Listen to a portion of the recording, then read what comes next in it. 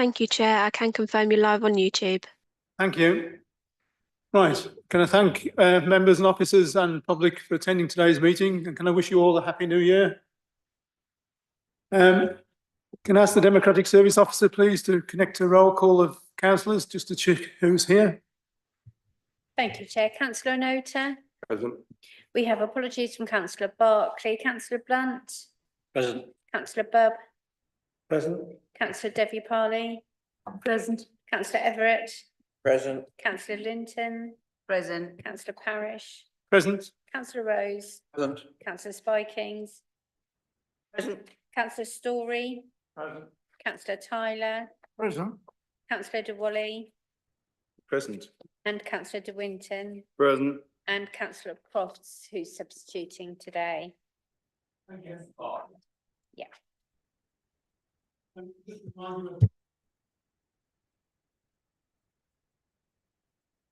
Gone off.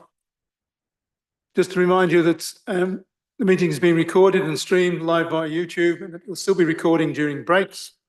Because of the acoustics in the town hall, please only turn your microphone on when it is your turn to speak. And do remember to use your microphone, otherwise people listening on YouTube cannot hear you. Don't leave the meeting during an item, otherwise you will not be able to take part in the debate or vote on the matter. Right, apologies, well, we know that's because we've got a substitute. And minutes. Can I ask if the minutes of the last meeting held on the 2nd of December, which have been circulated, can be agreed as a correct record? Agreed, thank you. Then I will sign it now before I forget and leave the room.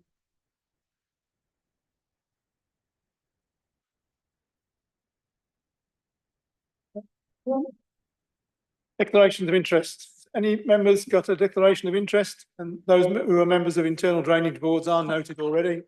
I do. Interests. I have a planning application under the name of Reeve Wood coming through. Basically, we're looking at 2401-488. So I will withdraw from that debate. Thank you, Councillor De Winton. Urgent business. There is some urgent business relating to item 9.2D, which is West Walton, and Stuart will elucidate on that. Shall be I. It will be Anna will elucidate on that. Thank you. Yeah, with regard to 9.2D, Walton Highway, the members will recall that an email has been circulated over the weekend raising certain issues with regard to the allocation, condition of the site, etc., etc. We need to look at those issues and in the interest of fairness, it's considered the application should be deferred for one cycle to be able to look at those issues, both for members and for the applicant as well. This will also correspond with the inspector's report into the Gypsy and Traveller sites coming forward in the next week or so. So we are requesting that the application be deferred until February. Thank you, Chair. Thank you. Those of you who may be present to deal with West Walton can go home now if you wish, but of course you are welcome to remain for the rest of the meeting if you so desire. We've got to take a vote on that. We've got to vote on that. You want to vote on it? Oh, sorry. Okay, fair enough.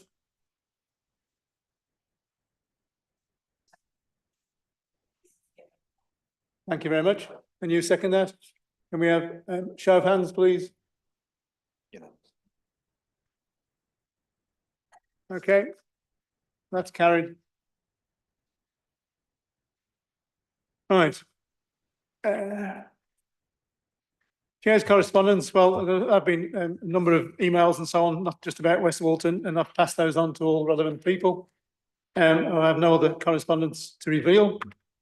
Can I ask that late correspondence that has been circulated, whether you're happy to receive it, whether the committee is happy to receive it.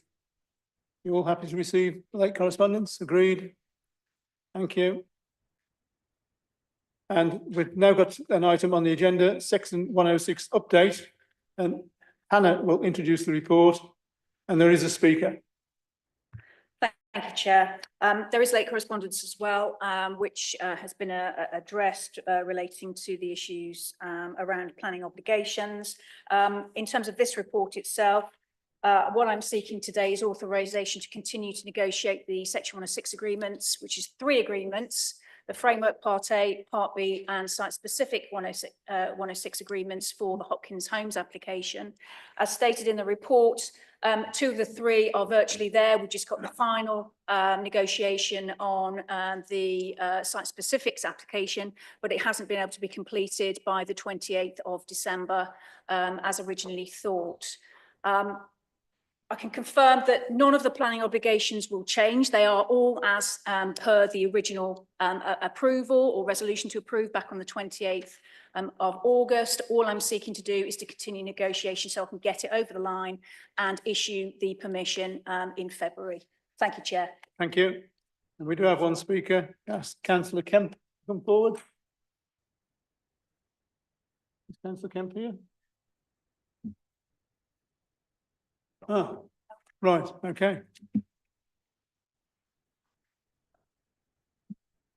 Excuse me a moment, I thought there would be a speaker.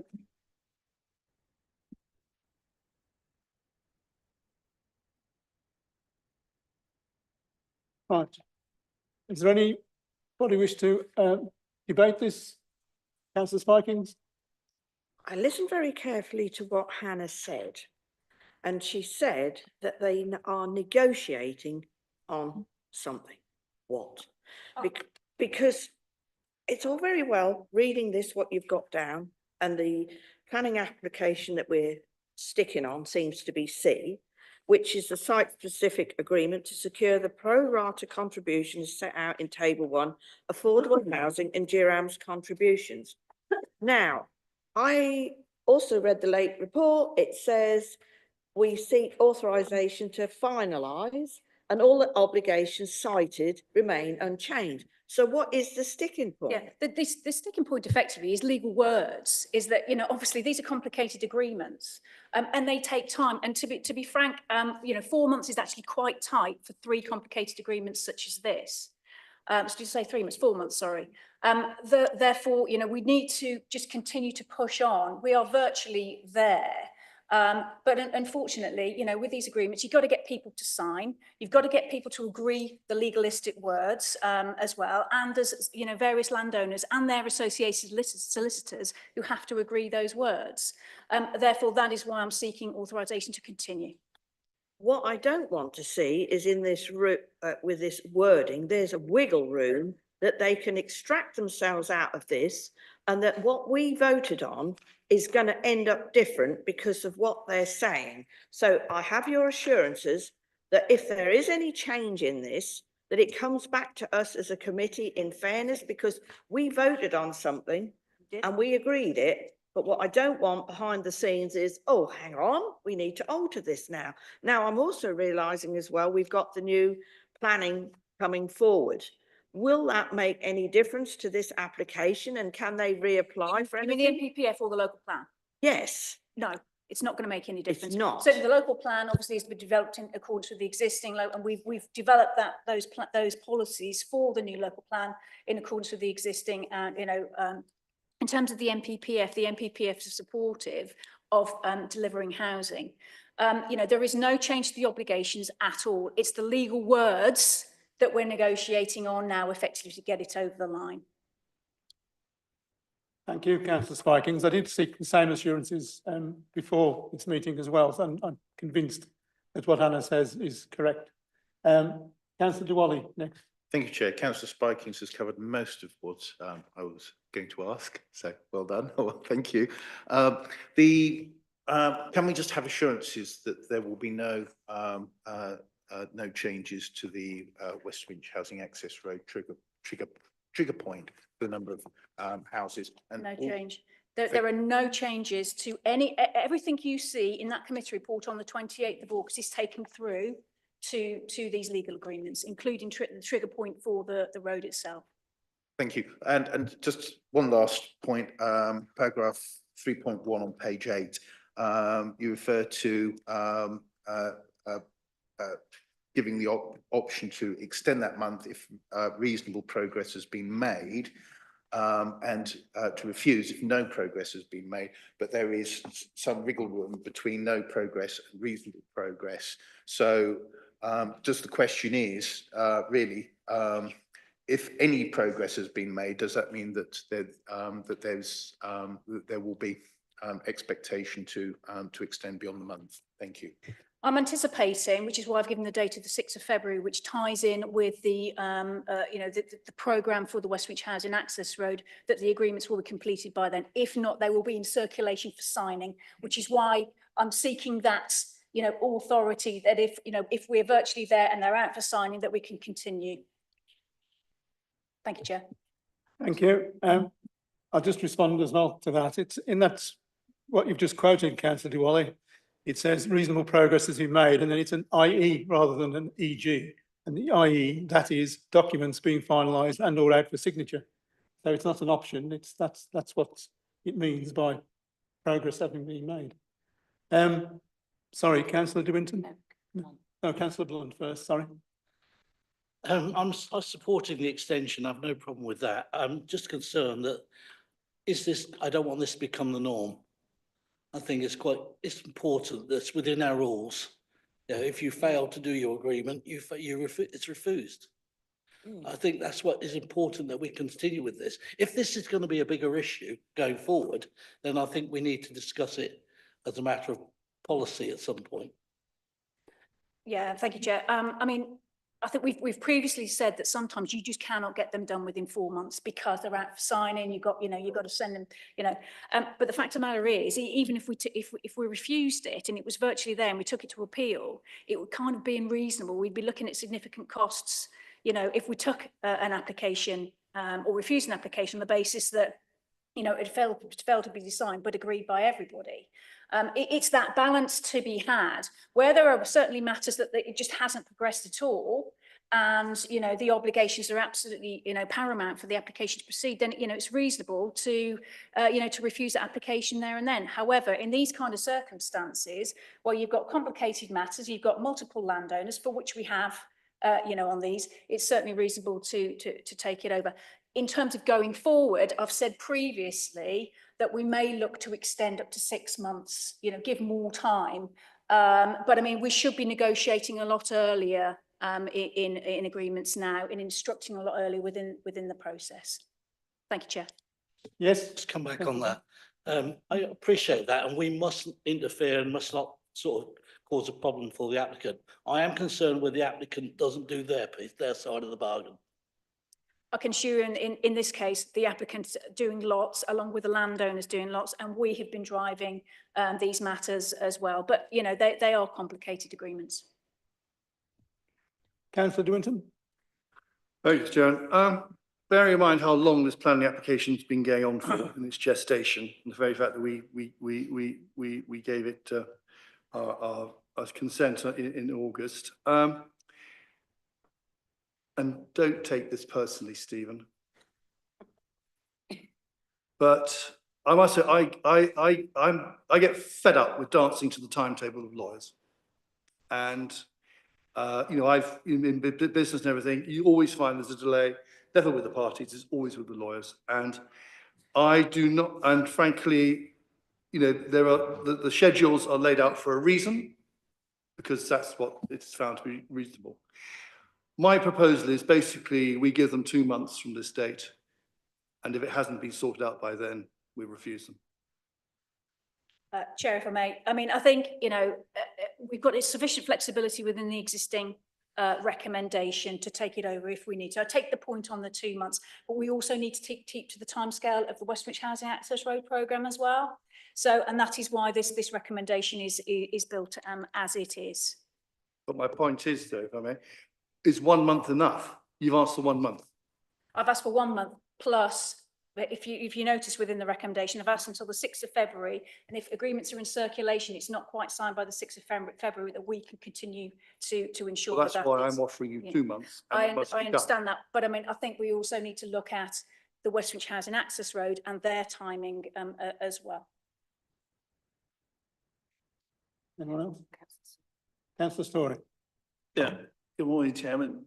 Morning, everyone. Happy New Year to everybody in the hall. My point was similar to Councillor Blunt has just put me to the post on this. I just feel the plan and system and the way applications like this come forward, this isn't the first time we've had an extension of time for this type of agreement on a largest type of development. I think the process really, and we also end up with all sorts of late correspondence as well to a plan and application. I just can't understand why it all can't come together as one. So when this committee meets and the public are aware of exactly the decision we have to take on that day, instead of waiting for individuals to prolong the process of an application, I just fail to see why we should let that happen, Chairman. I think, as Stephen no doubt will tell you, that the legal process obviously isn't straightforward, and we all understand that to a degree. So therefore, probably, you know, we should have to make exceptions on larger applications where things are complicated more than others. But I do feel that's not fair on us as committee members to do all this extra work with late correspondence and then come to the meeting with our spiel after reading all the minutes to come forward with something and to say we have to defer an application because of this, or we have to extend the time because of that. I don't think that's a successful plan and system, Chairman, with respect to the public and anybody else. And I feel these people should be made aware of all this before an application comes forward. So a lot of this work is probably done before they have to finalise it. Thank you, Councillor Story. Yes.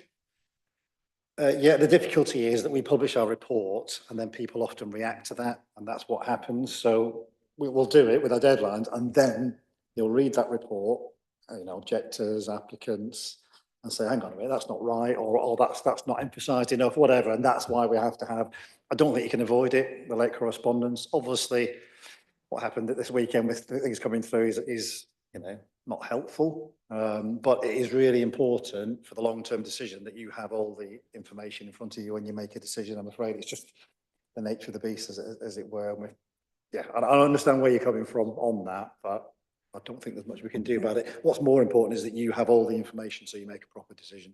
I think we're sliding away from the item under discussion, really, which is the extension in time for these legal matters to be concluded. Are there any other speakers on that? Councillor Waller, you said something once. Thank you. Well, it's just returning to my point. I would be more comfortable if the word no was replaced by insufficient progress, because no progress is a very strong position. Thank you. Everyone's happy with that. All right. Can we agree to that slight amendment?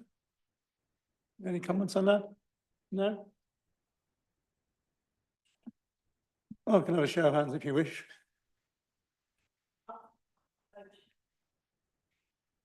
Right. I'm still not happy because I still don't have a date of finish. It's a maybe, will be, could be. I think we need to have this firmed up and actioned upon. And if it means all these people have to turn up in one room in order to get this over the line, they jolly well come and do it. It is possible, but maybe 1 month, maybe 2. I don't think that's a very good strict timetable. People need to be focused and realise that these are serious matters. And I'm sorry, but at this moment in time, I'm not happy in the direction of travel this document's taking. They've known about it. These people, you know, I know we've had Christmas in between and New Year, so that's 2 weeks out, which, to be fair. So, but the rest of it, you've got another month. So that is really 4.5, 5 months. You've had the paperwork if you haven't got the time. So I'm saying it needs to be a quicker, swifter process with a better result. And if it means people turning up in an office, because this is where the problem is, all these stupid emails going backwards and forwards, and oh, we'll read it. I know exactly what it's like at the minute because I'm in the process myself. And I'll tell you what, if you were a business instead of a council, this would be sorted. Well, any other comments? I am quite surprised at the the stand that's been taken on this one, shortly before Christmas, we had exactly the same thing, an extension of time, and nobody said a word. It just waved through. We put our hands up, and that was it. And each case on its merits. So this one, of course, is a politically sensitive case. But I have had assurances from officers that the case is as it's been outlined today, that it's a complicated case. There are issues still to be resolved, that things have moved forward, and the time has been allowed for that to happen. And the time allowed has been about a month, or the 6th. There is this caveat about reasonable progress, and I've made the point that what I noted last night is that it says IE, not EG. That is documents being finalised or out for signature. So if that has been done by the 6th, if that has been done by then it's fair comment for officers to proceed with another day or two in order for that signature to actually appear on the paper. What is your proposal? Well, I often listen to Councillor Story. He's got some common sense, obviously. He's always mentioning that fact. There's nothing to say we can't give them an extension of time for 1 month. And if it's not done, bring it back another month and we'll have a look at it again. And that way we have a closer eye on what's happening, because otherwise it's a string of elastic where I don't know where the finish end is. So if that is the case and we're not finished by the end of January, then it comes back to the meeting on February and we know exactly where we're heading. Certainly. And of course, by February, that will be another month anyway. And it should have all been done in those 2 days, or 3 days. And I'm sure that would be the case. And is there anybody else? I second Councillor Smikings. Was that a proposal? That's seconded. Right. Can we have a show of hands to accept that proposal?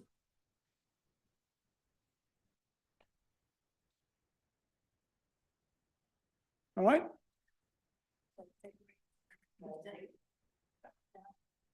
Okay. Okay. Problem is we'll publish well in advance. Okay, that's fine. So, been a proposal, we had a seconder, we've had a show of hands, been carried. Okay. All right, officers are just shuffling dates at the moment.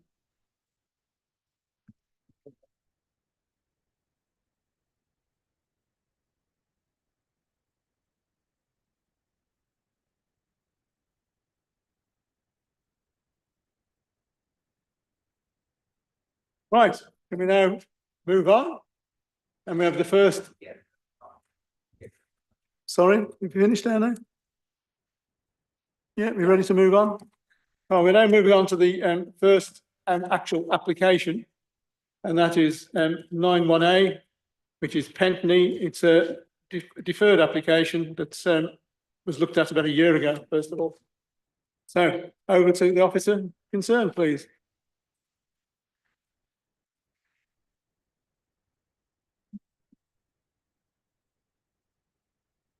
Good morning, everybody. So this is an outline application with all matters reserved for new warehousing, a new dwelling house, a wildlife and tourism lake with holiday lodges, a nature reserve and associated accesses and facilities, and the installation of a new sluice gate to assist and ease flooding at Pentney. This application reference 21/02392/OM. So as the chair said, the application was first heard at Planning Committee in February 2023, but at that point it was deferred to enable the applicant to provide further information related to protected species surveys. Due to the passage of time and the information submitted, a new report has been produced. So the application site is located within the countryside and is accessed directly off the A47. The site currently comprises predominantly agricultural land. The wider site, which is with kind of, as we call it, within the blue land, but within the applicant's ownership, includes an existing business which deals with horticultural storage and distribution. and this is located within a former agricultural building, agricultural land, and includes a long access drive which follows the line of a disused railway track. The application site is just short of 3 hectares, and the application seeks outline plan and permission with all matters reserved for new warehousing for the existing storage and distribution business, a new dwelling house, a wildlife and tourism lake, nature reserve and associated facilities, as well as the sluice gate. So indicative plans are provided, which I'll run through in a minute, and these illustrate the positioning of each proposal, although just to stress, this is indicative only, and full details will be provided at reserve matters. The application is immediately west of Pentney Heath, which is a county wildlife site, and is within the hydrological catchment of the River Nar, SSI. So the report details the key issues for consideration. So the principle of development, the impact on ecology, visual impact, the impact on neighbour amenity, highways impacts, flood risk, climate disorder, and other material considerations are included. The recommendation is to approve, subject to the conditions outlined on pages 35 to 41. In terms of late correspondence, we didn't have any within the late correspondence window, but we have had an email following the deadline for late correspondence. That email raises concerns predominantly around drainage. And our view is, you know, we've read that email and considered the issues, but they are already addressed within the report. It doesn't raise anything new. There are a couple of conditions that we'd like to make small tweaks to. The first is condition 12, which is on page 37 and 38. For some reason, the wording for the reason is put where it says condition, and the wording for the condition is put where it says reason. So they should be the other way around. So they, you know, we request that that is resolved. The other small tweak is to condition 21, which is on page 40.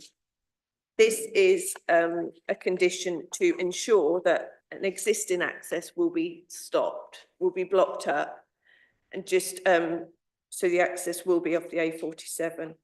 So currently the wording of the condition says vehicular access to and egress from the adjoining highway shall be limited to the A47 access only, as shown on the drawing PL 21/2D, full stop.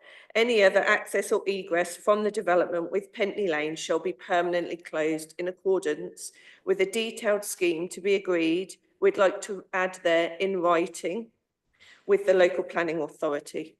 We'd then like to include just a sentence on the end for clarity, which says the Pentney Lane access shall remain closed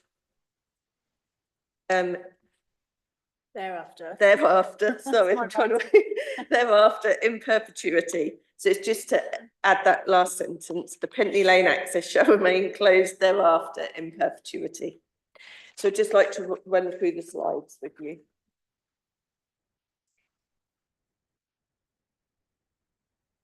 So it's quite difficult to see, but this is the existing site. So here there are currently some Arctic lorries which are used for temporary storage. That's this band here and here. There is one existing business unit here. There is temporary warehousing, which you'll see on the photographs, which is like a white tent.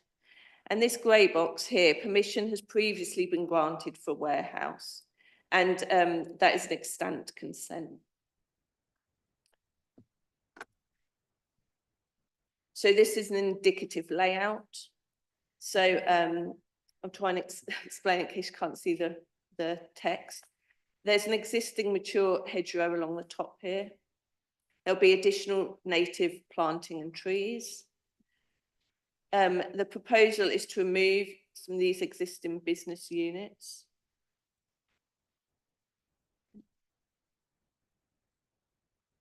Sorry, if I can clarify, previously, when the application came to you before, I believe there were business units on here. my understanding is that they've removed them from the, Yeah, they're not there. they're not there, they've removed them from the consent, sorry, just to be clear. So here again is the existing business unit. The new proposed warehousing will be in here on the site where the permission is granted for the existing warehouse. There'll be a high bund wall and new planting. And then down here is the new wildlife lake and wetlands groundwater relief. So there'll be lake cabins. They're dotted just around this lake here. And then this hatched area is a designated wildlife area. So this is an existing woodland, which they're proposing to keep. There'll be car parking just here. Sluice gate is positioned here. And there's also proposed potentially a facilities building for the cabins. So this is the proposed, new track and the indicative access. But as I say, that is indicative. It's all matters reserved, so it's just the principle.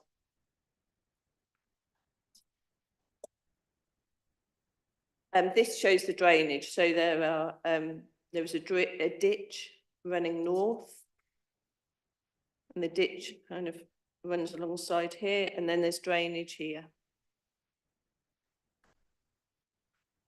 And there's some photographs. So as the access onto the A47 by the pylon. And that's the access to the existing building. So this is the existing garden supply business. Obviously, there are a few kind of temporary trailers and things used as storage. Again, existing business. You can start to see here the tent, which is what's currently used as temporary storage. So the proposed building would be to replace that. Again, you can see again the temporary structure and the trailers to the right. There's an existing bund to the south of the business.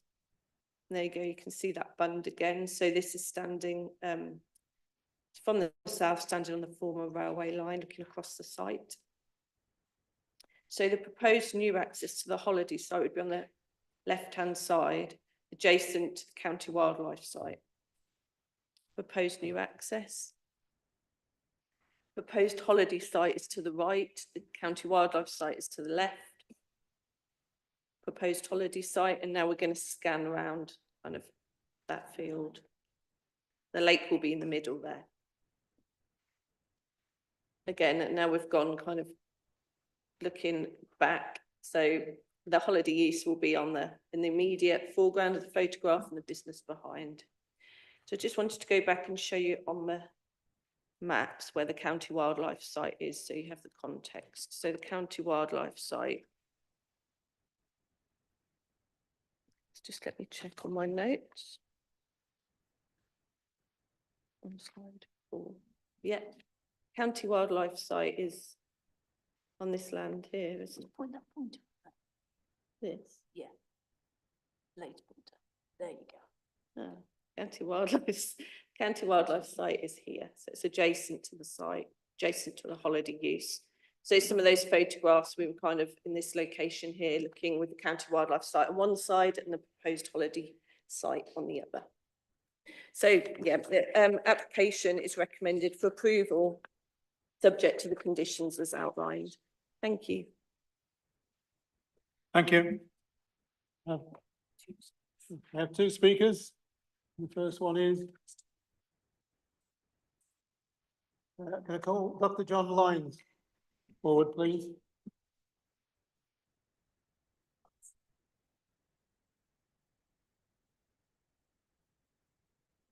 You have 5 minutes, Dr. Lyons.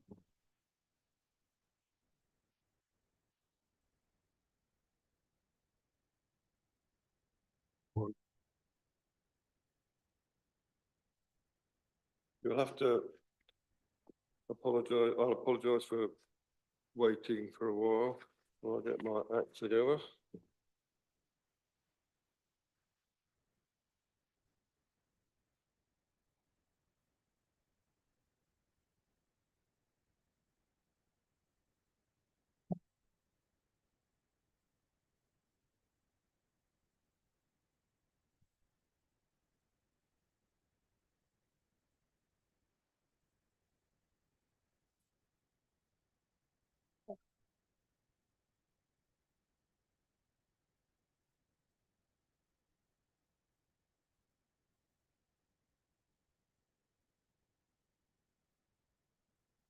First of all, I would like to say good morning to everybody. Wish you all a happy new year. I must admit, I'm going to read this from a piece of paper, which is not my normal method of communication, but it will become apparent as to why I'm doing it. This was only done last night and yesterday afternoon.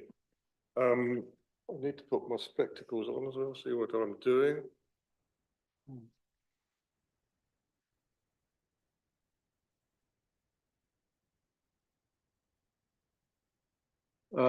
As you're probably aware, I am the owner of the county wildlife site, which is illustrated on the board, and have been owning it for 25 years or so.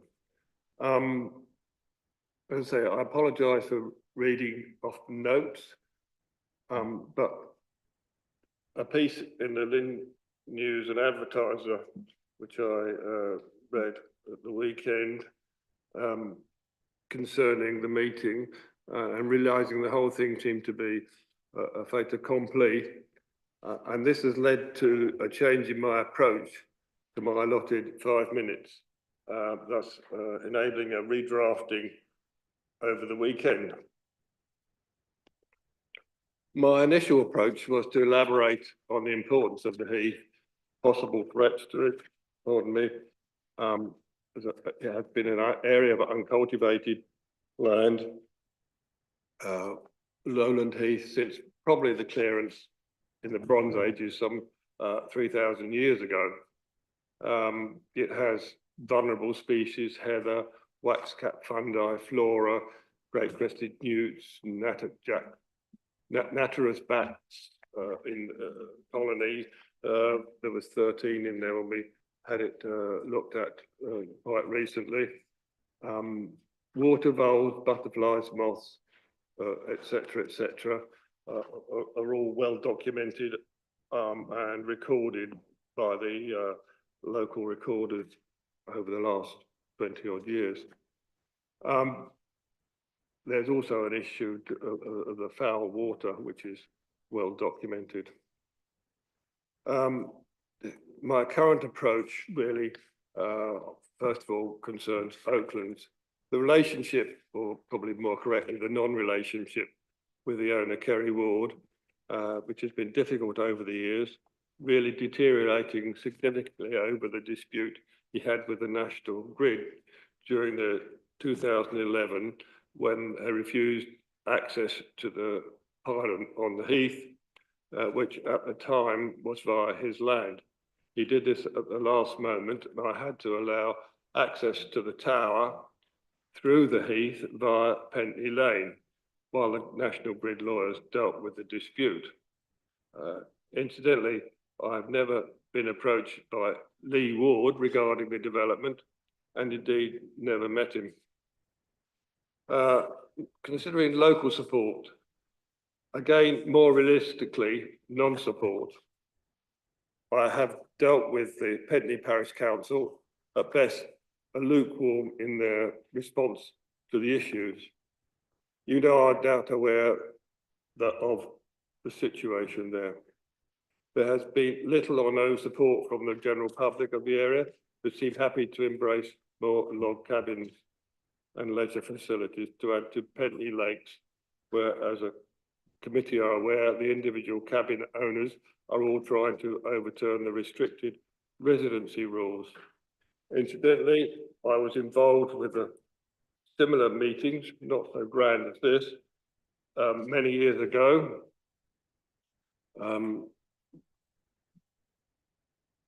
To restrict the whole development as part of the Norfolk Wildlife Trust team, as it was a county wildlife site also, which I also have the honorary warden there still. It was also subject of a 106 planning agreement. All this ended was to no avail, and the development went ahead, and everybody should be aware of the situation there.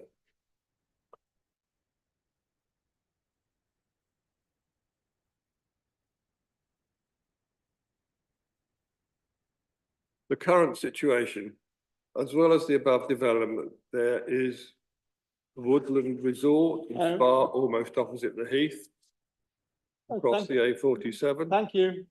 You have got your 5 minutes now. Thank you. Thank you. So what happens now? You now go and sit down again with the audience.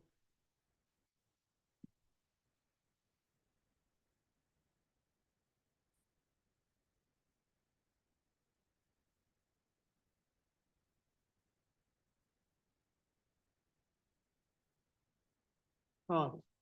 Now call Lee Ward, please now.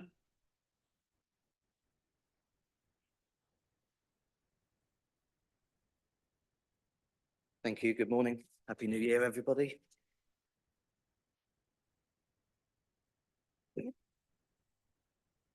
My name is Lee.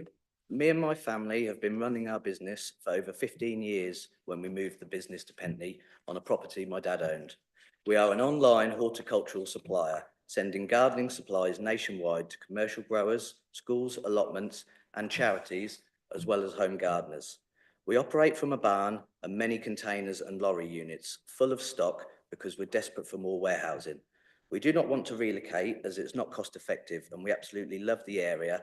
Our location on the A47 is perfect for deliveries and collections with zero impact on the village. We have grown despite many challenges. We have provided employment and invested into our infrastructure, installing electric, a sewage treatment plant and super fast broadband, allowing access to more online marketplaces and to process more orders.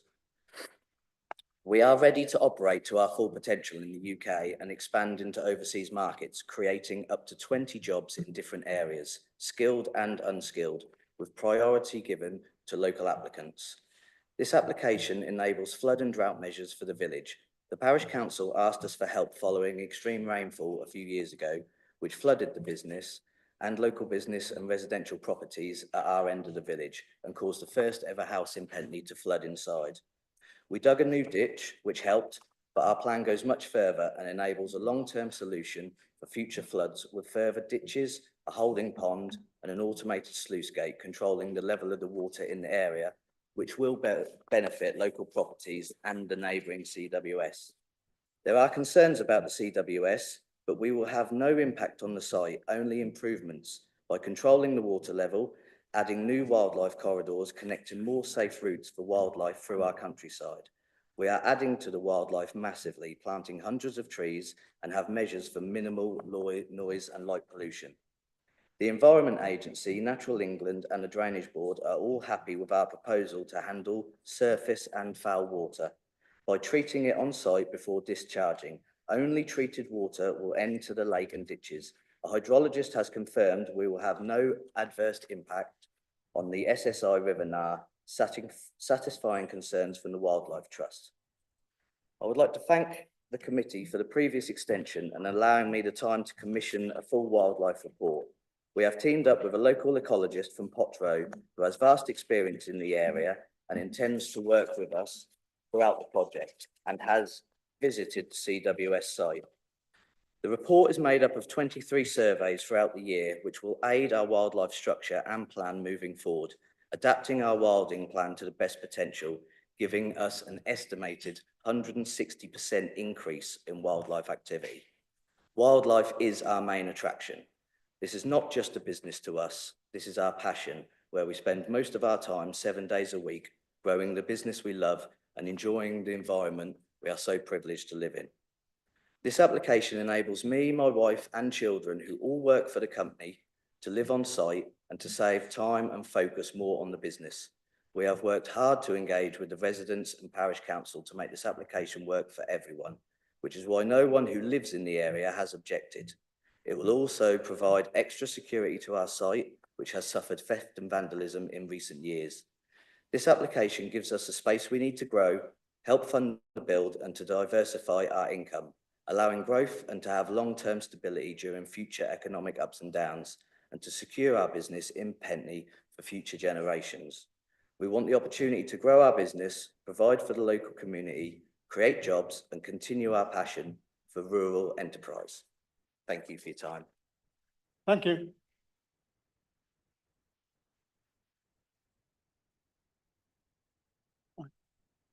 Before I throw it open, do you want to come back on that first? Hello, members. I just wanted to come back on a couple of points that were raised by speakers. In terms of the county wildlife site next door and the concerns raised regarding that, obviously members requested further work was done before a decision was reached on that, and that has been kind of put forward and considered. The Norfolk Wildlife Trust and Natural England don't have an objection to the application, subject to the conditions that are proposed. Our ecologist does have a kind of holding objection because she'd like an application in for the Natural England licence. However, the report goes into detail with that, and obviously the licence incurs a fee, and applicants are, don't want to shell out money to apply for the licence before they've got consent, which seems reasonable. So, kind of that's that objection. Page 31 of the report, that's addressed. So it's conditions 13 to 17 are conditions to protect and enhance the ecology on the site. Specifically, condition 14 requires a water management plan to be agreed by parties, and no development shall commence on site until that's in place. So, that pre-commencement condition should mean that nothing will come forward until that's agreed. I think it was mentioned about kind of what's happened historically on Pentney, elsewhere with holiday lodges. There are conditions to restrict the use of the lodges to holiday use only, so that's addressed.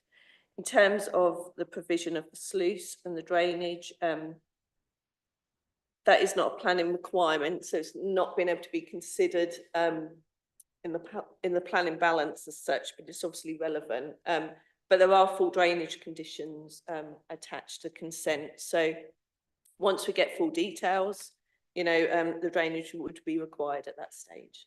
That's everything. Thank you. Thank you. So before I throw it open, mention was made or reference was made to an article in the Lynn News. And I have to say that whatever the Lynn News might suggest, indicate or propose, this meeting is not predetermined, and it is up to you to make a decision on whether any application is accepted or not. Anyway, open to debate. Councillor Diwali. Thank you, Chair. I think a lot of my questions have just been covered. So I just wanted to confirm, beyond a shadow of a doubt, that condition 17 covers the ecologist's requirement for the, bear with me a second. Here we go. For the impact assessment and conservation payment certificate. So that has to be obtained before development proceeds. Thank you. Yeah. Yes, prior to commencement of development. So we must be provided with kind of either A or B, depending on Natural England's requirements in this case. And just confirmation that the requirement for as suggested for a biological water treatment system can be done, can't be conditioned per se, but it can be negotiated. Can that be put into S 106 in any way, shape or form? That would be considered at the reserve matters stage, but it's not proposed that a Section 106 agreement is necessary at this point. The conditions are sufficient to require the get the additional information submitted and agreed. So a Section 106 isn't considered necessary. And my last question is regarding the flood issue. Given that this is a major application, I can see no representation from the local lead flood authority. There is there? I couldn't find it. Can that be? Was it in the report? If I've missed it, can it be highlighted? Thank you. I'm sorry, I didn't quite hear that. Did you say lead local flood authority? Yes, the LLFA. probably got my acronym mixed up. It's too early in the morning for me.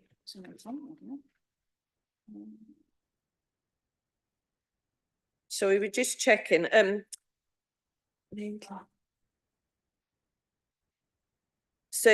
the Borough Council's emergency planning officer has commented and the internal drainage boards, but we haven't. So the lead local flood authority are consulted. Sometimes they don't make comments on some applications. And they obviously have quite strict criteria in terms of what they need to comment on. So they only comment on things that they feel meets their requirements. And they haven't commented on this application, but they have been consulted. Thank you.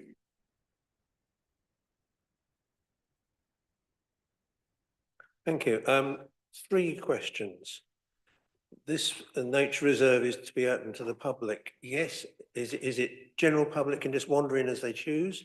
Or if that is yes, is there going to be a charge for this, which in fact then makes it a business presumably?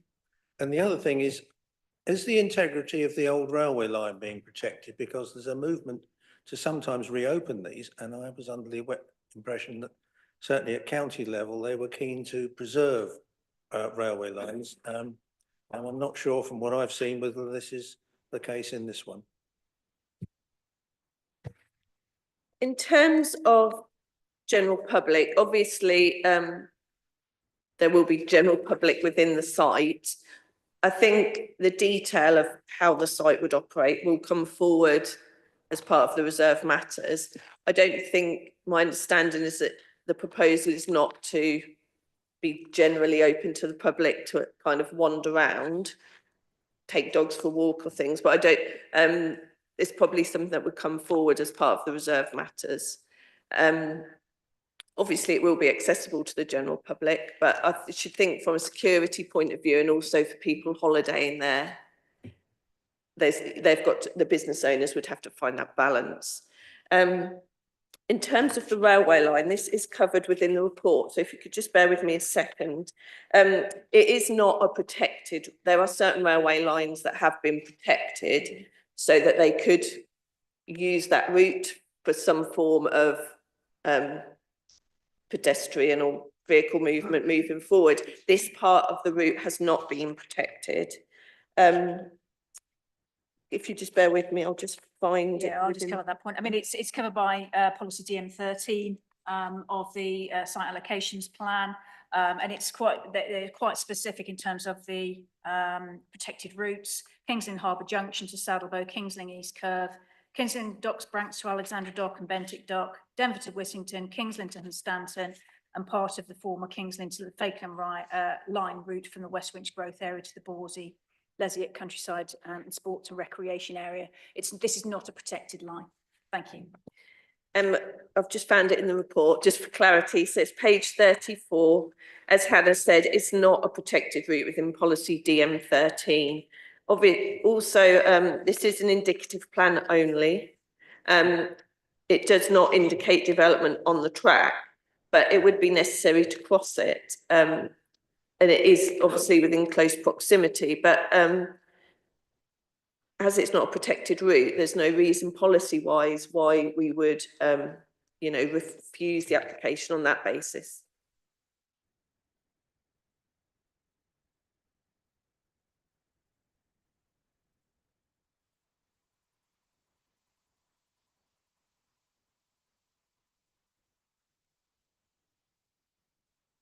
It's gone off again. It's gone off. Sorry, my microphone keeps going off. Councillor De Pelling. Thank you, Chair. I just want to, well, first of all, I think having heard from the applicant, it's heartening how much care has been taken over trying to preserve the biodiversity and take care of the natural features of the site. But I do have quite, remaining concerns about the fact that we are talking about putting up housing, albeit holiday housing, in a rural location. It really doesn't fit with our planning framework. I don't think it's appropriate to increase houses. And we know from previous experience at Pentney Lakes that this idea that these are holiday homes and not permanent homes just doesn't, it's not enforceable. It doesn't work like that. And having more people in a location is invariably going to increase traffic movements, is going to add to the strain of the ecology of the area.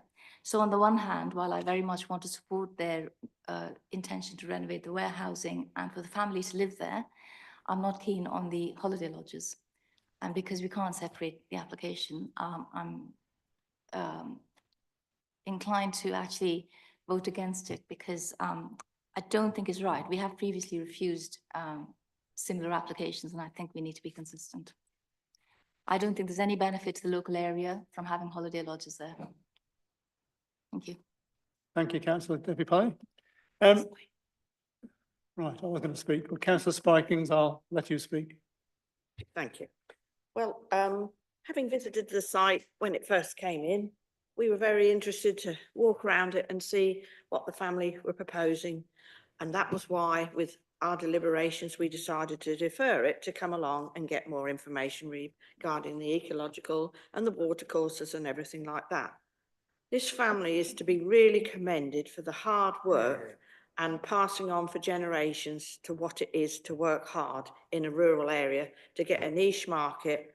And they've become a victim of their success because having seen the tents, etc., where they're having to work, we saw it then. They are challenging conditions, and if you want to expand, you have to take some challenges and you have to take some risks because at the end of the day, you're putting a lot of money into this to make it work. And some of the things when you do these things is you expand in other directions because you need different revenue streams coming in. You know, I know what it's like to have a small business. We were butchers until a few years ago. And, you know, you jolly well work hard. You put your heart and soul into it. And they've really worked hard with Pentney parish councils to get it right. They've done the environmental studies. They're proposing more planting. They are considering what's on the ground and also the flooding. We saw the drains, etc., and what they're proposing, although they're not conditions and other things will be taken forward on the reserve. I don't think that these people should be penalised because of Pentney's problems, what has occurred over the years. And I've sat here long enough to know there has been a lot of problems. But these people are individuals with their own workings going on, and they will be holiday lets. And this is why people come to West Norfolk for the rural scene of different things. They don't always want big sites. And yes, it can be controlled. It's no different than Snettisham, Heacham, Hunstanton with their vans, different choices, different customers, and a different take on what makes people want a holiday. They'll get quietness there and solitude and lots of other things. So for me, I think they've really worked hard to get this to the line that it is today. And while I understand councillors' other opinions, that's what we're here for, all with a different view. And I've never read the Lynn News article either. I can't even get it on my phone. Thank you, Councillor Spikings. Perhaps they'll employ you to advertise the site, of course. Okay. Well, before I say anything at all, does anybody else want to speak? Yes. I'd also like to commend the family, really. I think that one of the most important paragraphs in the document that I've read is probably on page 14, third paragraph down, Chairman, where it's a dedicated respite lakeside cabin provided in perpetuity to give back to the community, and that had already helped the Ward's family when they and their son needed help. I mean, that is to be commended, Chairman, when you do something for people who are less fortunate than probably yourself. And in an environment such as that, I'm sure that's going to benefit many people in that respect. And going through the report, there has seemed to be most of the issues have been dealt with, Chairman, which was required originally. I think the site is the right site for this type of issue. Regarding, if I may, and everybody's entitled to their own opinion about building in the rural aspect, I think something like this is always going to be in a rural aspect. And if you want people to, there is a security level, one would assume, but obviously it's not a planning reason for this, one of these properties. But these sort of businesses are to be recommended in that situation, in my opinion. I think that's the right situation for the right project, Chairman. And I think these people obviously have worked hard and they seemingly have got the community and the wildlife balance probably correct, in my opinion. Thank you. You finally stopped. Okay.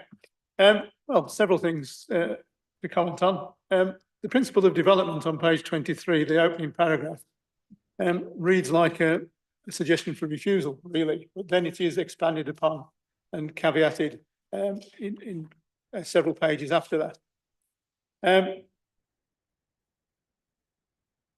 What I'm interested in particular is the accommodation, the new dwelling, which is on 27, paragraph D.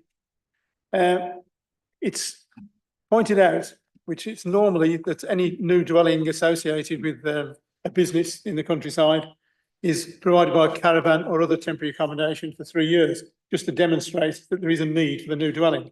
And we all know why that caveat is in place, because otherwise you get applications which provide a backdoor into building houses where they normally are not allowed to build houses in the open countryside. So could I just have some assurance from officers that this temporary accommodation is temporary accommodation and is not a 5-bedroom brick-built house or whatever? No, it is temporary accommodation. And how are you defining that? It normally will by way of a large, similar lodge, etc., to what's already been Right. used here. And that will be within the reserve matters? Yes, When the it comes to details would be details. within the reserve. Okay. Because there is an awful lot of reserve matters mentioned in this report. And before Christmas, we had a similar, well, not similar, but a close application, if you recall, which this committee refused on the basis that they didn't have enough information, amongst other things. And in this one, we still haven't got a lot of information. We've got a lot of reserve matters considerations coming forward. And when it comes to reserve matters, we'll consider it again. This is an outline application.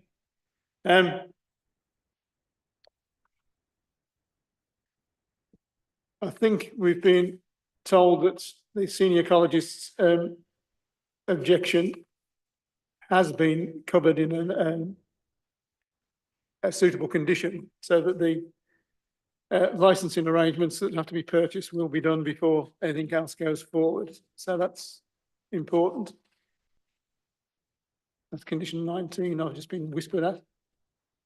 So we'll go to the vote shortly. There's one or two things we have to remember, that 2 of the conditions have been slightly altered. One was altered because they got the wrong way around, you know, the reason and the whatever, 12. And the other one, 21, they've added a line to and a word to. So first of all, when we vote for or against this application, we are remembering that those conditions are as changed. No, you're shaking. You want to vote on the conditions? You have to vote on the conditions alteration first, and then you take the recommendation with the conditions voted. Fine. So let's vote on the conditions first. Those changes to the conditions which were proposed. Everybody agrees, which is, so, you know, I tried to save a couple of minutes, but there we are. So we now come to the vote on the proposal, and the recommendation is to approve. So if you put your hand with the conditions, yes, which we've just agreed, yes. So if you put your hands up, you're agreeing with officers' recommendation to approve.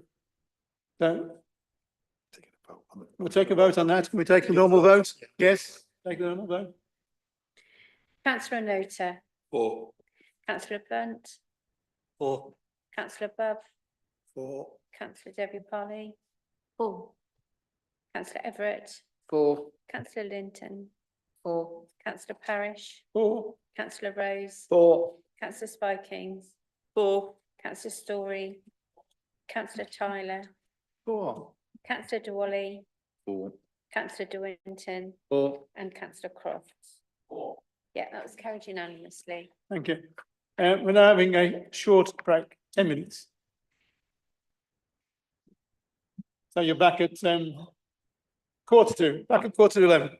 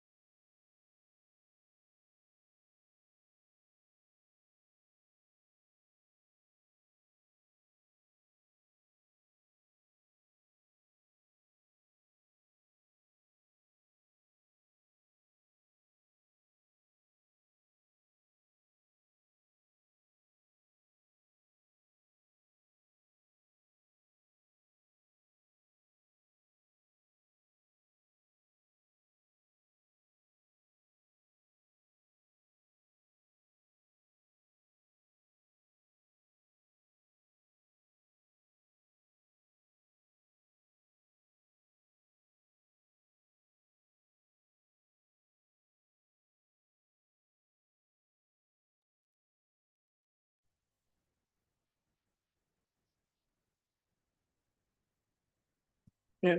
Hello, are we ready to start again, Georgia? Yes, Chair, you are live on YouTube. Okay. Hi. Ready to commence for page 42. This is Burnham Overy Staithe. And the officer responsible. Begin. Thank you. Right, I'm sorry. Thank you, Chair. So the application before you now is for the demolition of Navenby, which is a two-storey dwelling for a replacement 1.5-storey self-built dwelling and a detached outbuilding. The site is approximately 0.47 hectares in size, with the western part of the site within Burnham Overy Staithe conservation area. The dwelling is part of a group of dwellings built by Wellcome Thompson, who is a local interwar developer / builder who created a distinctive character along Gong Lane with his dwellings. Navenby is therefore considered a non-designated heritage asset, being a part of this group for its local architectural importance. The key issues with the application are outlined on page 44 of the report of the pack, namely impact on conservation area and loss of a non-designated heritage asset is one of those issues. On the slide in front of us, within red is the application site. I have put on the presentation stars of where the other Wellcome Thompson dwellings are. You can see that they mostly front Gong Lane. Then this is the application site with the existing dwelling. The site comprises 3 main bits. You've got the front garden to the west, the sort of back garden to the centre, and then a wooded area to the east, to the rear. This is the proposed site plan showing the 1.5-storey dwelling to the bottom of the screen and then the outbuilding towards the top. These are elevations of the existing dwelling, floor plan of the existing dwelling, again, floor plan of the existing dwelling. These are elevation plans showing the north elevation of the proposed 1.5-storey dwelling. Eastern elevation showing the dwelling towards the left side of the screen and the outbuilding to the right. The southern elevation of the proposed dwelling. And then the ground floor plan of the proposed dwelling and outbuilding. The first floor plan of the dwelling.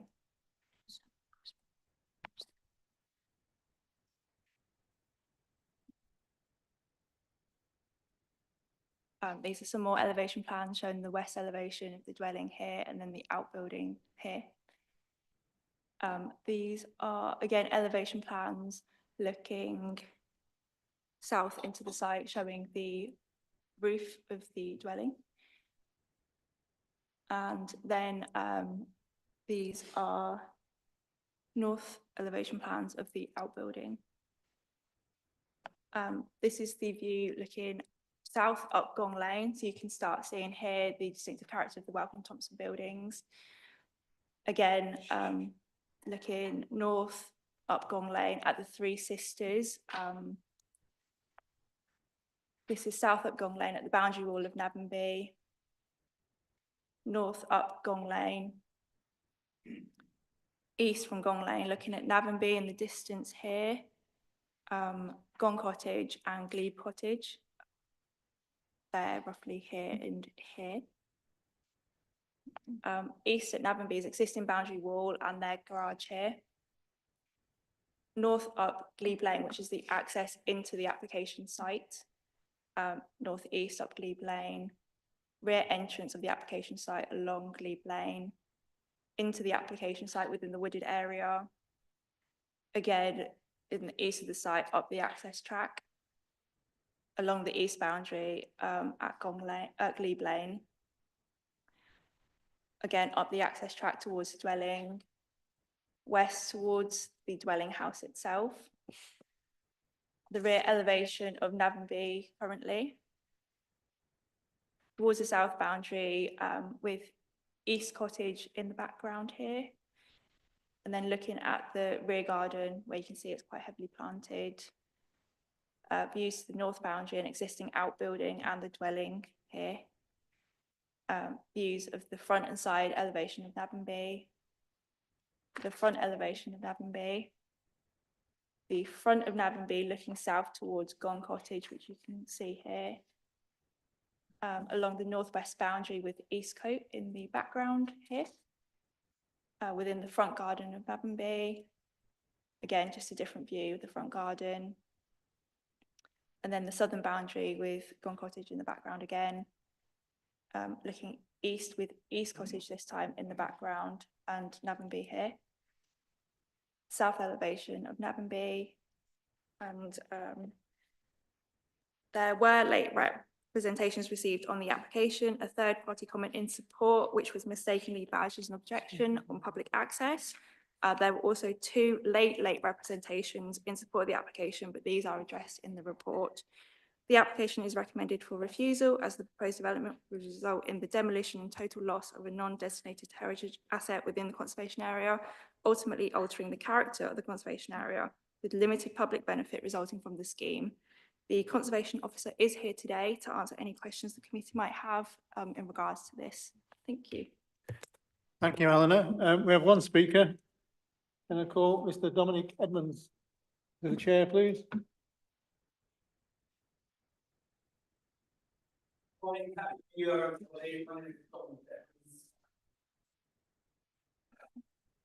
I live in a cold, damp, unhealthy, falling apart concrete blockhouse.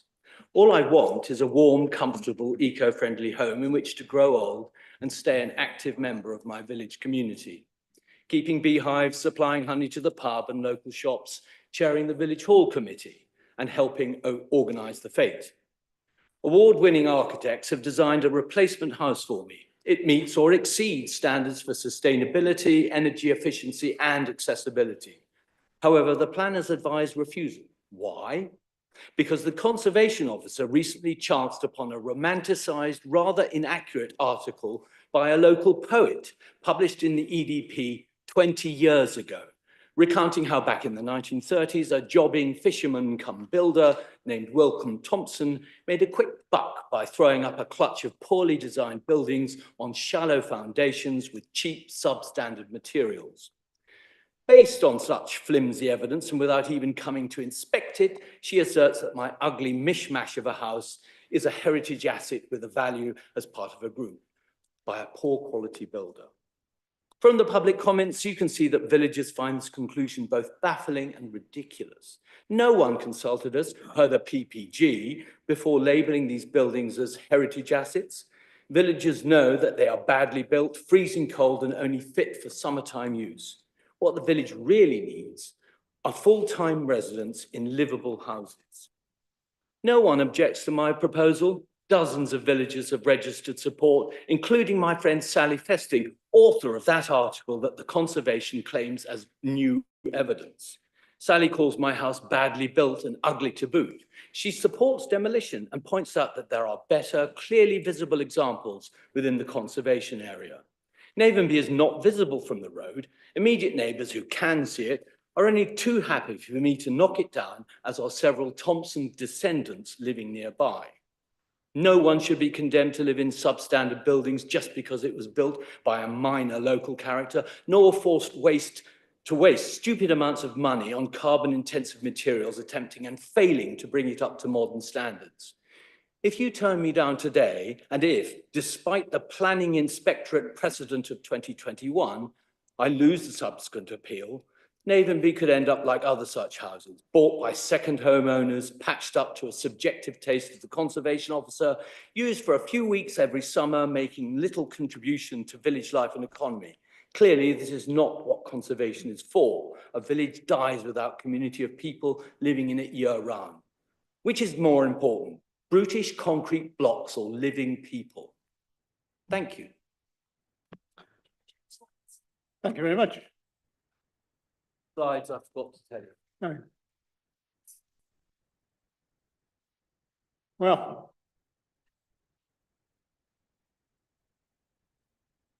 I will share my opinions later. Is there anybody who wish to speak?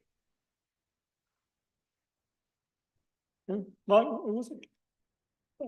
Can you stop being polite? Who's going to speak first? I will. Right.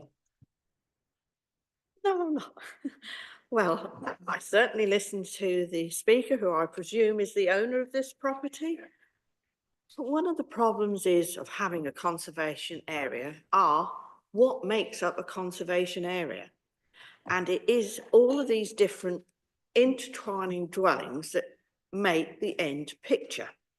Now, I'd have been happy if, in some ways, if this was the case of removal, that something was better, was going to be put in place and it was going to enhance the conservation area. And to me, what's being proposed, way off. And I'm sorry that I do not like the design. Can we have it picture up, please? Of this. I'm sorry. To me, that is not an enhancement to the area at all. That looks like what that side panel there looks like something I see at the fire brigade with the doors about to open up. So I'm sorry, this doesn't enhance. It takes out the very nature and nurture of this whole area. And there's no premium on neglect. It did look neglected, but believe you me, anybody with any money can make a property better. To pull it down and to put that in its place, well, I think it wants a rethought. Glebe Lane, I noticed, yet again, all the hedging was out on one of the new builds and they put wooden fence in the front, but it isn't the point of this property. It's about the cumulative impact of what's going on up the North Coast.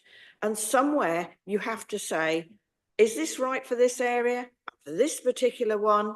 And what I've shown here, I don't see it's any enhancement or attractive, and it might be warmer, but that's about the only thing that I could see that's the redeeming feature.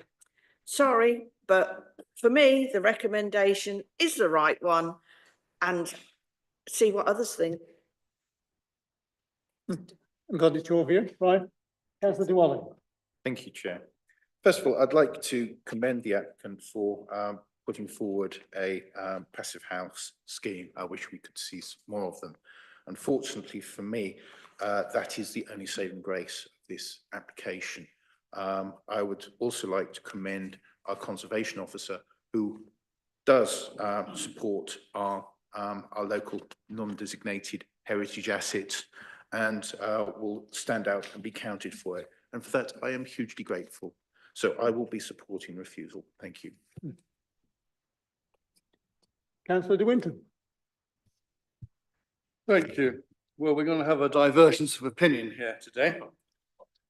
Right, although this is not actually my ward, I did actually pay a visit to this site on Saturday and had a look around. I'm very familiar with Overy Staithe. Could we have a location map up, please? Not that one, that's it, that'll do. Thank you. If you look at it there, obviously it stands between Glebe Lane and Gong Lane. On the to the west, you've got basically council houses there. If you could wave your little marker, please. To the west. That's the west. Yeah, thank you. That's basically that's ex-council housing there. If you go to the east, you've got some, nice substantial houses there too. So there's actually quite a mismatch of buildings around this house, this potential site.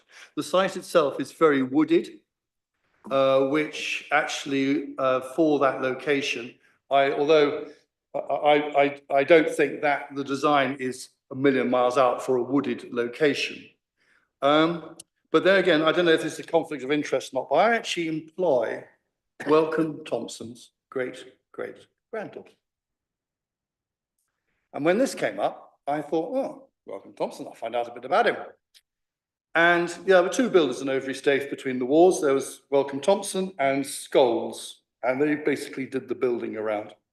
But there again, you must bear in mind, that period of time was an incredibly poor period of time.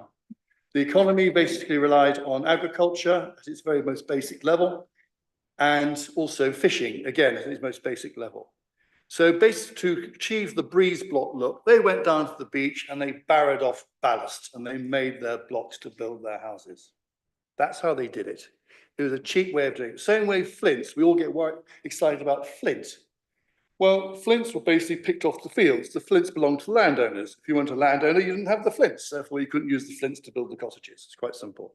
And actually, again, although I'm of a certain age, I remember when I was learning agriculture in my late teens, I took part in stone picking. About 4 or 5 days a year, it was hard work, but those flints went to be used in building. So I think to romanticize Wellcome Thompson is a mistake. I don't think his houses are particularly beautiful. I think they're very basic, but they were of a time. And we all know that damp houses and technology in those days weren't very good. It was not very good. So actually, my view is this. I don't like the Conservation Act argument on this. I think it's misplaced. And I don't have any real objection to the replacement dwelling proposed, because in its setting, I think it works. Obviously, the trees need to stay and all the rest of it. It needs to make sure that the woodland setting stays, but basically, I think it works. So on a narrow balance, I would actually recommend to approve this application. Thank you, councillor. I actually agree with you. Anyone else? Councillor Devila-Pally. Thank you, Chair. I thank Councillor Swinton for his contribution. When I saw the building, I thought it would look very good in a forest setting, and that's kind of perfect. I don't know. I think I'm so puzzled by the general feeling against this build. At the end of the day, what we have is a building that's not fit for dwelling. It's not modern. It leaks heat. It's clearly uncomfortable, cold. And ultimately, we have someone who's willing to stay there year round and contribute to the village. Isn't that what we want for our villages? You know, we need better housing. And this is someone who's willing to do that. He's doing the hard work. He's putting a passive house in, which again is a great thing. More houses need to be built along these lines. So and the aesthetics, I don't know. Yes, it looks a bit like a lodge, but it really doesn't bother me. I think we need to have a variety of buildings in our villages. It'll be a robust building. It will, you know, enable the applicant and his family to inhabit it for generations to come. It will add to the village, to the social life of the village, the economy of the village. I think we should, and it's clear that it's, you know, there are other buildings of this age to be an example of the heritage of that style of building. It doesn't have to be this one. So I would really plead with the committee to vote in favour of the build. Councillor Everett. No, you want to come back? The Conservation officer wants to make a comment. Hi, Chairman, and thank you, committee, for allowing me to speak. I just have 3 points to make, please, if I may. One, this does lie within a conservation area, which is a designated heritage asset in its own right. So while the building may be a non-designated heritage asset, we do need to consider the impact upon the character of the conservation area through the loss of this particular building. For clarity, the Planning, Conservation and Listed Buildings Act 1990 does state in paragraph 72 that when we make our decisions on conservation area applications, we do have to pay special attention to the desirability of preserving or enhancing the character or appearance of that area. Character and appearance can be two separate things. You can have a character of an area without being able to see it. I would just like to make that point first of all. The applicant has made the point in his design and access statement that the property can be upgraded to modern living standards, or at least partway there. So the argument to knock it down to create something that does meet those standards isn't wholly correct. We could do it by retrofitting various technologies to meet that standard. And whether you think it's a Wellcome Thompson building or not, whether we value Wellcome Thompson or not, this building does form part of a group of buildings which are similar in architectural styles. They are built in a similar way, and they do form quite a strong character along Gong Lane. Gong Lane does have buildings, it has walls, it has all sorts of things of the same material. And therefore, to lose one of those buildings does devalue the others. It's a loss of one of a group of buildings, whether you say it's built by him or whether you value him or not. It is one of a group of buildings built of a similar style. We would be saying the same thing, whether it be a flint building, a cast stone building, or anything else. It is part of the character of our conservation area, which is a designated heritage asset. So we do need to consider the level of harm to the designated heritage asset, as well as the loss of a non-designated heritage asset. Thank you. Councillor Evans. Thank you, Chair. I'm just going on to echo Councillor Spikins and Councillor Dewally's comments on this one, that it's, yes, we need to upgrade buildings, but however, the design just doesn't seem to fit in with the rest of the buildings. Now, yes, the applicant is saying the building leaks heat, but as our conservation officer has just said, with the applicant's own evidence, he can upgrade it. It can be spent, it can be upgraded, so we don't need to demolish the building to start again, essentially, because it can be done. I'm going to recommend the officer's view to refuse this application. Now, one query I do have is, I can see the applicant has actually put in a pretty similar application that was withdrawn. Why was that one withdrawn? Do we know? The previous application, we were waiting for more heritage information in regards to heritage. Right. Okay, thank you. And then again, I'll just echo Councillor Wally's that our conservation officer's done a really, really good report for us. And again, echo the thank you for the hard work on that one. That's me done. Councillor Bubb. Thank you. Next to where I live in Dersingham, there are some 25 properties that were prefabs that were bricked over to make them look presentable by a man in the village. No one would anticipate making those a heritage asset. Our conservation area neatly goes all round them, but does not include them. Just because this was built by somebody in the village doesn't make it a good reason for keeping it. It's a hideous looking thing. Apparently difficult to live in, which is quite understandable. If that's a heritage asset, what's a heritage problem? I agree that the replacement isn't perhaps what I would want to put there, but it suits the person there. It's going to be well back from any visible road or track. So it's not right in your face like the ones at front the Gong Lane. So on balance, I'm going to go with approving this application and not refusing it. Thank you, Councillor Bubb. Conservation Officer. Thank you, Chair. Our conservation area does include these buildings, and 3 of them, it appears, are indeed classed as important unlisted buildings, which is the 1992 equivalent of a non-designated heritage asset. The materials are mentioned as other sites. So it's not that the materials are unimportant, it is that in 1992, the other buildings were not noticed for whatever reason. Now, I cannot tell you what that is. You get that with listed buildings at the same time, where some buildings are listed and some buildings aren't, and they look exactly the same and they're in the same places. I don't know why they aren't important unlisted buildings, but 3 of them are. So I think, but based on that, we have to extrapolate that the other one's built in the same style, whether or not it's Wellcome Thompson or not, or whether we value him or not, they are built in the same material in a similar style with similar architectural features.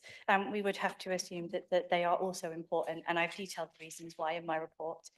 So it isn't that the buildings are unimportant, they just haven't been noted. Also, if I may, to come back on a point that somebody else made, sorry to hijack your point, but if I can come back on the fact that, and I've forgotten what it is. I'll come back to you on that, sorry. Councillor Croft. Thank you, Mr. Chairman. Thank you. I've listened very carefully to what members have said, and also what the speaker, I understand the speaker's situation quite well. I wouldn't really want to live there. But on the other hand, what he proposes to put in his place, I'm uncomfortable with. There is a place for buildings like that, and I'm not so sure a conservation area like this is the right place for a building of that nature, quite modern. And I'm uncomfortable with voting in favour, because if that's what they want to build, and he does, and on that basis, I should be voting against. But if there was something there more in keeping with the conservation area, I could well have changed my mind. But at the minute, the way what I've heard and what is being proposed, I'm uncomfortable with what is being replaced. And at the moment, I should be voting. I should be voting with the recommendation. Thank you. I'll just say a few words first, please, because I've seen this site. You cannot see this. Talk has been said about the conservation area in this building.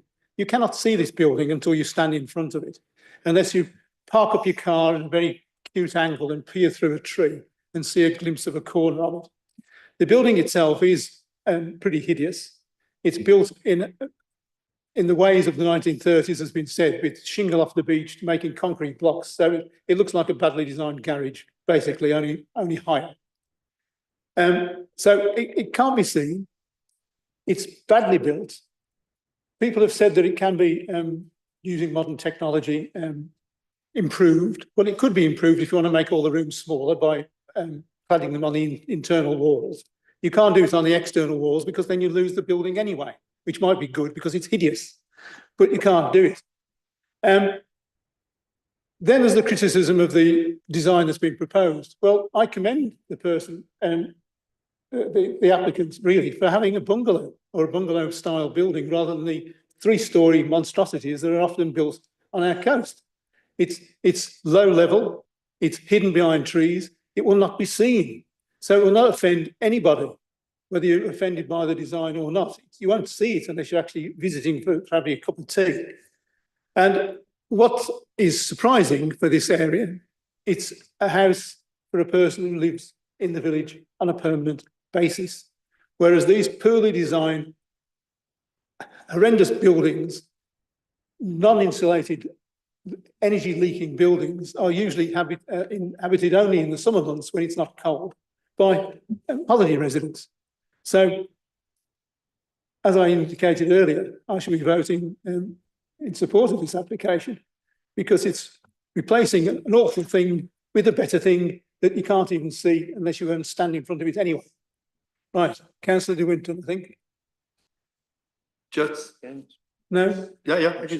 Mr. Chairman, I may seem surprising, but I agree with every word you've said.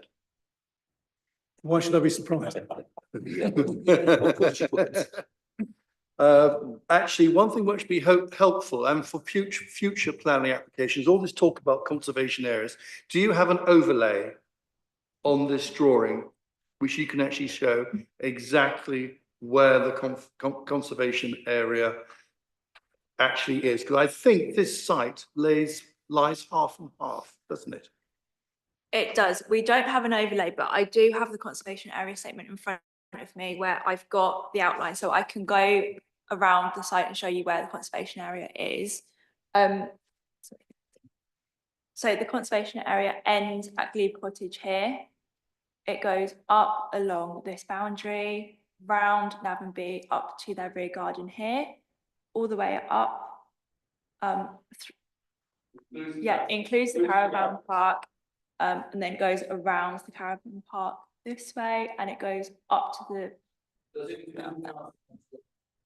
No, it opposite the road. It goes along this boundary here, so it excludes the semi-detached dwellings that are to the south of where the laser pointer is. Around here. Down this way. It excludes the council houses, doesn't it? I think you should overlay these.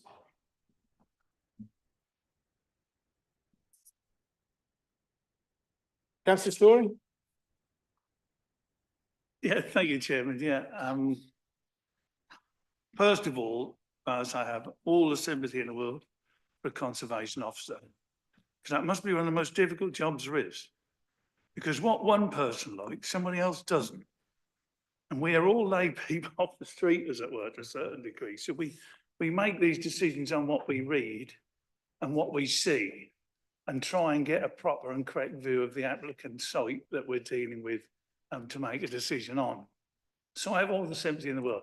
What I would like to see, Chairman, is a picture back up again of the site itself where the building has got to be or wants to be put.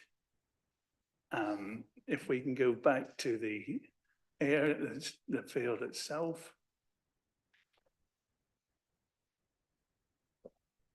There, yeah. But obviously one would agree that even if you don't agree with this particular design, that looks probably better than what might be there already in respect to what we're looking at. Also, we are looking at an area where there is a fair bit of wooded area. And when you look at that site, to be fair, and as we've heard from the chairman and others, that you can't really see the site from anywhere else. But of course, does that mean that that should be there anyway? I personally look at that site and think to myself, well, I don't know, a dwelling such as that, a smaller type dwelling, which has been proposed, one which is reasonable for its size and for what it is, and would be an improvement, one would assume, obviously, for the owner concerned. But we have to consider the site, don't we, and the overall picture and the form and character of the area. The form and character of the area always takes priority to a certain degree. But this particular site, Chairman, if I may say, that is, as you rightly said, probably well hidden from many other aspects of that area. And I do think, and I can honestly tell the conservation officer, and she'll know this anyway, that if you try and repair an old building, that will cost you more money than a new building, 9 times out of 10, I can assure you, as I have had experience too many times. And I don't like being told what to do all the time. I do understand other people's point of views. I have to take them into consideration, and I have to take the professionalism of the conservation officer. But on this particular occasion, going forward, Chairman, I do think you could probably find a better design to go on the site, but then probably somebody else would disagree with it as well. So, Chairman, just for that, not just for that reason, for the site itself, looking at it like that, I feel that that building itself would sit in that area without too much hassle. That's all I'd like to say, Chairman. Thank you very much. Anyone else?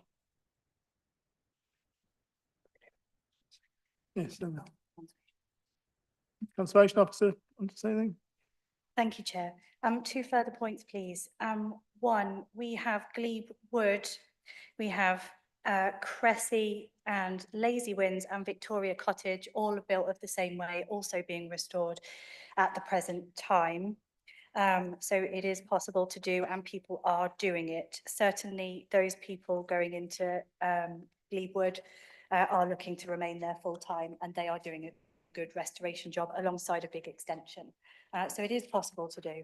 Secondly, by allowing this application, I just wanted to let you know, and then I'll shut up, that by allowing this application, you would be agreeing to the principle of the demolition of this dwelling. So I just wanted to make you all aware of that, and if you're happy with that, then you vote your own way. Thank you. Oh. Councillor Blunt. I have quite a lot of difficulty with this application, if I'm honest, because I understand the applicant's issues, and I also understand the need for conservation area. So I'm going to have to vote for the recommendation of the officers. But I think if an application had been put forward for a building that was appropriate for the conservation area, then I think I would have had a different attitude to this application. Anyone else? Anyone else? Councillor Deborah. Just want to sort of respond to that, really, to that comment. If it's a conservation area, then I suppose the aims to keep it looking exactly the same and retain the building as is? Well, modifications, but visually you want to keep it the same. No, the aim is to manage change in a conservation area. So we don't say no, we say how can we retain the character, and that can sometimes mean making changes to these buildings. Obviously, in this case, we've judged that the loss of the building would make a considerable change to the character of the area. And as I've said before, the Act does allow for you to differentiate between character and appearance. So it would make a change to the character of the area, not necessarily its appearance. So even if the building's invisible from the road, you feel that would change the character? Yes, I do, yes, because it's part of a group of buildings of a similar architectural style and character. And what, in your opinion, would be a better build? Because I'm hearing from a lot of people that they would have accepted a different design to the building. What would have been acceptable for you? It's not my intention or job, indeed, to design a replacement dwelling for an applicant. I still believe that the loss of this building per se causes harm. It's the principle of the loss of the building that is the issue for me, as stated in my comments. And so we need to overcome that before we can look at an appropriate design with the applicant if you agree to the replacement of the dwelling.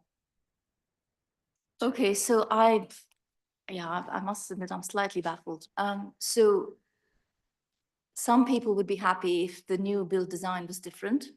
That's the basis of their objection. But I'm also hearing that the loss of the building is what's important for you. So two separate things here. Stuart? It's a good point. I mean, there hasn't been a counter proposal to approve yet. I mean, I anticipate one coming, but we'll see. But that there could be. This is a balanced application. There's no doubt about that. If there is a vote to refuse, I think I'd ask you to look at the reason for refusal, because at the moment, what I'm hearing is that people don't seem to be bothered about the loss of the building. It's the design of the property. Now, obviously, you've heard Lynette say that's different, than her view is the opposite to that. So that's a little bit of a nuance there, that seems to me that members aren't as bothered about the loss of the building. It's the design of any replacement. And I think we need to, that may come out in the debate, but I think we do need to tie that issue down. Councillor Spiking? For me, I am concerned about the loss of the first building, but I would, like most people here, would have been happier if we'd have gone the other way with a better designed building that fitted in more with that street scene. I know design is subjective and it has to be about the individual, and I know it's a huff house. Well, we've had those many times come through here. You know, I can remember many years ago at Downham Market, one behind Hardy Close, there's a huff house, a German one, lovely. And I understand the principles of it and, you know, the concept and all the cheap heat and all innovative designs. And let's face it, so many more things have come along since that one was built. So I get all that, and obviously sustainability, blah, blah. But for me, the design that's being proposed was a stumbling block for me. And that is where I had to sit and then go with the refusal. With reluctance, because I can see it's a lovely site and I don't want to see it stripped of its assets. But there's so many other designs that could have come forward that would have been a happier sit than, for me personally, what I was shown. Councillor Bubb? Okay, I'm just wondering if this application for what is to be built was placed on the part of the site that is not in the conservation area, how we would have viewed it then. And then the site either separated or just left to crumble and fall. It's just an interesting thing in my mind. In a way, it doesn't matter because it is in the conservation area, and that's that higher test that you've got to apply in law. So, well, the mention was just made of a street scene. Well, there is no street scene here. That's the issue. There's no street scene at all. You only see this building really from a drone. So it's a drone scene. It might impact, but it's certainly not a street scene. Let's clear the air. I don't know how far this will get, not very far, I don't expect. I propose that we accept this application on the basis that the conservation area or any other area is not affected because of the location of this particular building, and the building is in such a state that any replacement would be a betterment. I second that.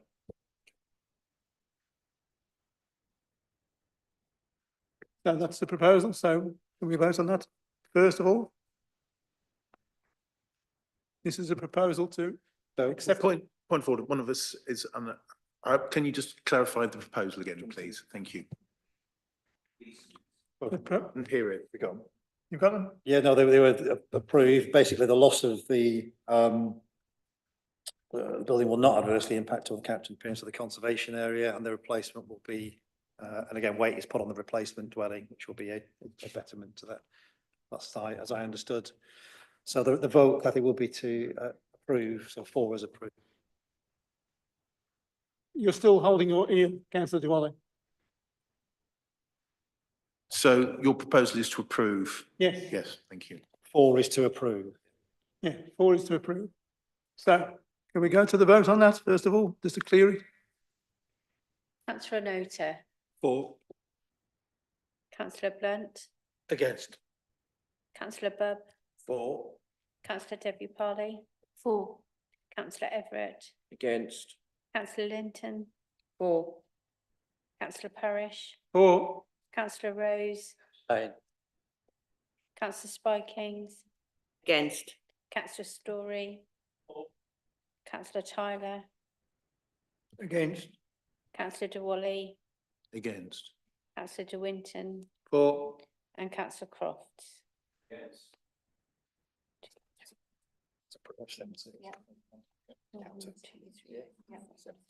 Yeah. Oh, so clear the air. I thought it would just That clear was the air. approved. It's approved. Yeah, and it'll be conditions, chair and vice as well. It'll be conditions to be agreed by chair. Yeah, 7 votes for approval, 6 votes against and 1 abstention. Right. There will be conditions approved by chair and vice. Okay. Thank you. Right, we move on.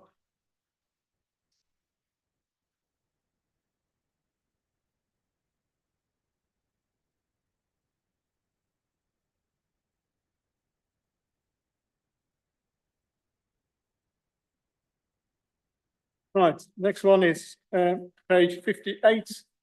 It's the Westheath Barn at Great Massingham.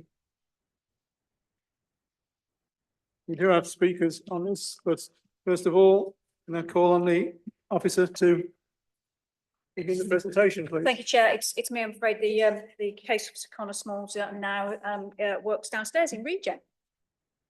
So we have Westheath Barn, which is on Lynn Lane, Great Massingham.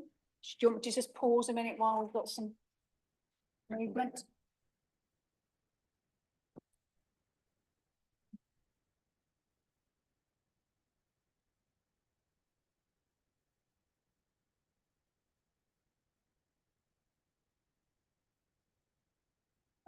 Okay. I'll start again. So this is Westheath Barn. This is the existing barn. You'll note from the history that it benefits from a prior approval, which has until my recollection, June 2026 to be implemented. So therefore, there is a fallback position. As you know, we've dealt with many of these applications with a fallback position before. So it had a prior approval to residential. This is the barn sat back on the site. These are the other range of barns within the applicant's ownership. Some of these are to holiday accommodation, with the main barn here being the applicant's property, and further accommodation here. And then there's kind of an agricultural shed here with associated land at the back. Neighbouring properties here, Westheath Cottage and Westheath Farm off to the right here. So you've got the prior approval as shown. As you can see, it's a modest structure, minimal alteration to the existing building, but it is a large structure, as you can see, with a large footprint. So this is the proposed site location plan. You'll note from the reports that there's been various iterations of the design, with the final design before you being settled as a barn type, modern barn type structure. But the red line here identifies the footprint of the existing barn, and then the rest of it is outlined, is the proposed dwelling. You'll note that the proposed dwelling moves 2 metres to the west. This allows for further separation from the existing property to allow subdivision, as you can see here by this proposed hedge line. So this is the proposed dwelling. It's a brick and flint structure with a pan-tile roof, which is akin to the barns at the front, picking up the detailing from the existing more traditional barns. And you can see that it's built into the bank. The land rises from south to north, as you can see here, and will be cut into the bank. This is the proposed ground and first floor plan. Windows on the western elevation. These are the windows at ground floor, which will be screened by hedging to the west. And then there are first floor windows on the western boundary. The first 2 are obscure glaze relating to bathrooms. Sorry, I'm looking at the wrong one here. So that is the ground floor plan there. This is the first floor plan. You've got first floor windows, obscure glaze on the western boundary here, and these windows are secondary windows to the kitchen area and dining area here. So these are the existing barns at the front, which you can see, traditional brick and flint and pan-tile roof. And then the barn is a black coated, black clad barn that was originally a concrete building, which was reclad in between 2000 and 2010 from our recollection. This is the neighbouring property to the west with a boundary here. Again, the existing barns at the front. And then standing within the site, so this is kind of an access come parking area up here, which looks back to the property to the west. You'll note that there's a hedgerow, a distinct hedgerow along this western boundary. And again, a further closer view of the prior notification barn, let's call it, and the parking area.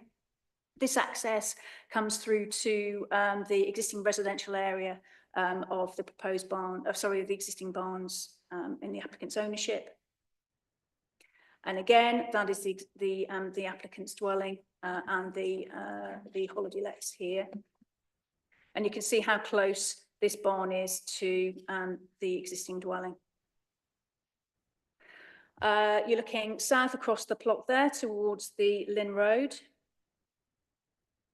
And that is the eastern side of the barn. So that's the parking come circulation area to the existing main barn off to the right here, with area of land in the applicant's ownership to the north.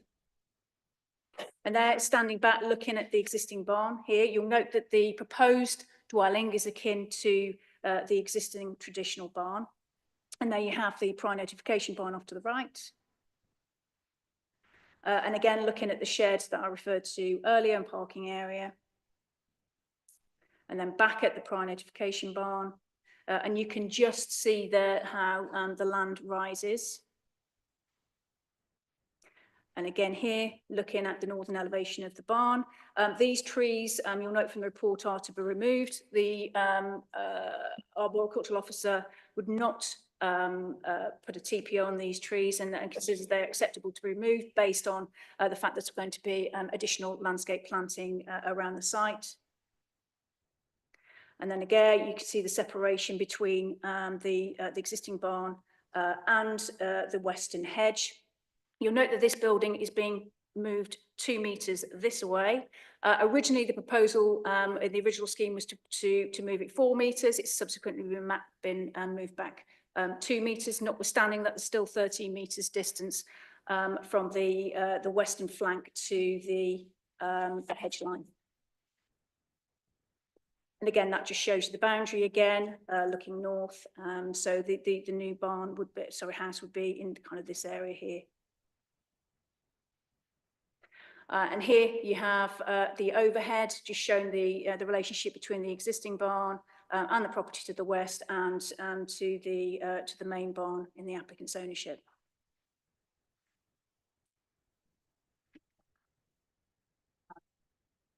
So issues are outlined on page 60 of your agenda pages.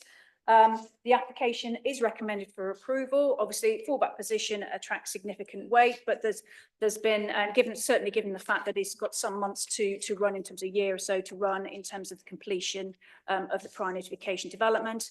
Design is considered consistent with the existing buildings and is an attractive addition to the locality based on the existing farmstead that you can see in front of you. And therefore it is recommended for approval. And it is called into planning committee by Councillor Beales. There is some late representations. We have an additional objection and one in support, and the conservation officer raises no objection to the proposal and agrees with the suggested conditions. Thank you, Chair. Thank you, Anna. Can I just clarify one point? When you showed on the pictures the distance of the proposed building from the neighbour, you mentioned 13 metres, and on page 63 it says the proposed house is 29 metres as closest point to the neighbouring property and 14.5 metres at the narrowest point to the hedge. Hang on. Page 63, about a third of the way down. Yeah, that's not my statement. That is the applicant. Sorry, that's not my statement. That's the applicant's statement. Right, okay. I'm going on the basis of what is in the report on pages 73. Okay, Thank you, Chair. so that is the accurate distance. That is the distance, isn't it? 13. Okay, thank you very much. Yeah. We have speakers. First one is Ash Gilman. Can they come forward, please?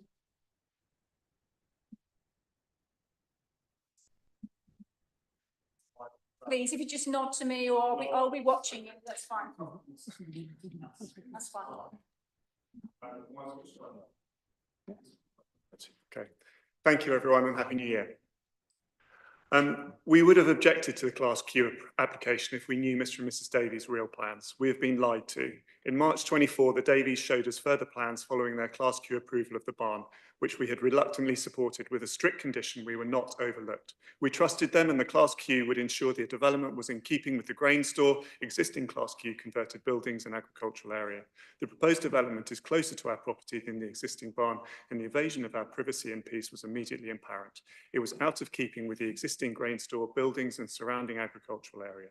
The proposal is 2 metres closer to our house, 1 metre higher than the barn, and has windows overlooking our property. The westerly elevation is 50% bigger. The latest plans have removed the red outline of the original barn, so not to draw your attention to these key facts. We gave honest feedback.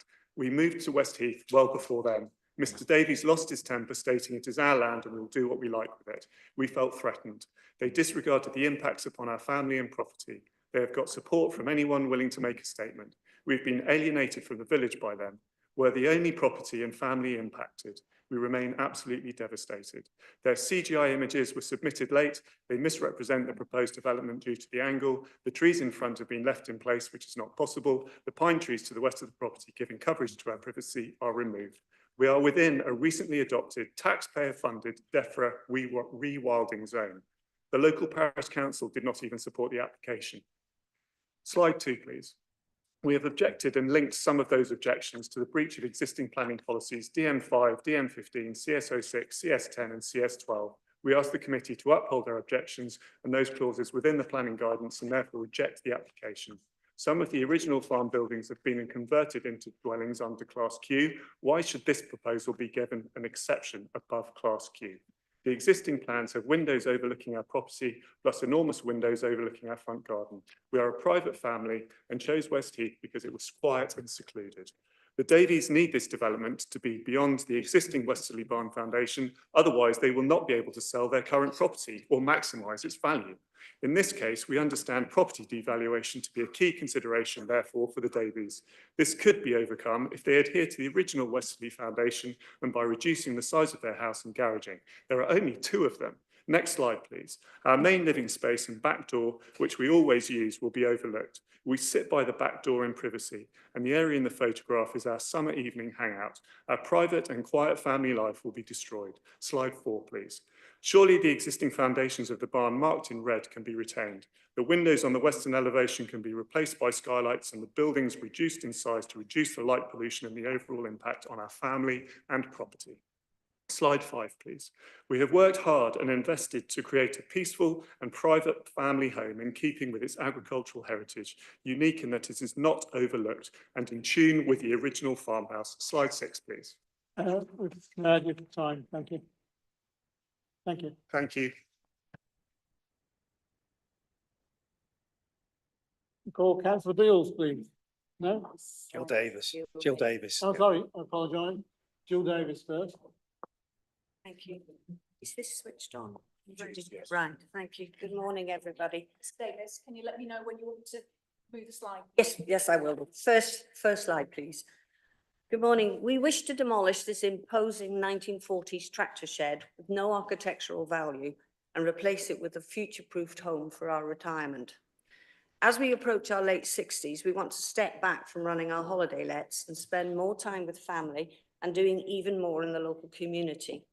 Next slide. We love our rural setting and have worked very hard to design a house which was sympathetic to it and the neighbouring properties. We also need to protect the viability of the holiday cottage business, which is an asset to the local economy. We've listened to all the feedback and made countless changes to reach this final design as shown in the CGI here. Next slide, please. We already have Class Q approval to convert the old structure, but that has shortcomings. The existing house footprint yields a house far too big for us, and the long, narrow shape gives an impractical internal layout. Conversion never maximizes sustainability and energy efficiency. It would remain an unattractive utilitarian building and definitely not an enhancement to the setting. Next slide, please. All statutory consultees support this application. The planning officer recommends approval, stating it is of good design, agrees it's better than the Class Q scheme, and that it does not materially harm the character and appearance of the countryside.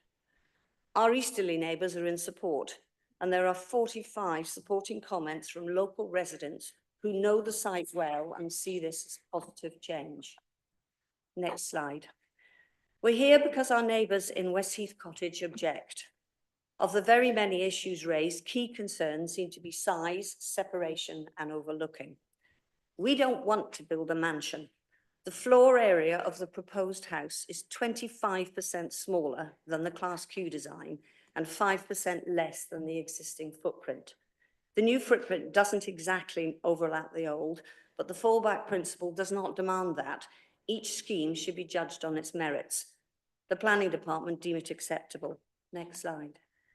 It shifts just 2 metres closer to the boundary and remains a considerable 29 metres from their house and 14 metres at the closest point to the hedge. The view from their back door will change slightly, but we don't see that it will impact their amenity any more than the Class Q approved scheme, and new trees will provide additional screening. And as for overlooking the rear of their garden, there's a huge reduction of 60% in the glazing on the west elevation compared to the Class Q design. The planning officer states the impact on their amenity is acceptable. Final slide, please. We've gone through 4 design revisions and 3 rounds of consultation to reach this point. Throughout, we have sought to be reasonable and flexible. In contrast, our neighbours have not been willing to compromise. Thank you. They simply don't want to Thank you. change. Thank you very much. Thank you. Appreciate it. Call now Councillor Beals, please.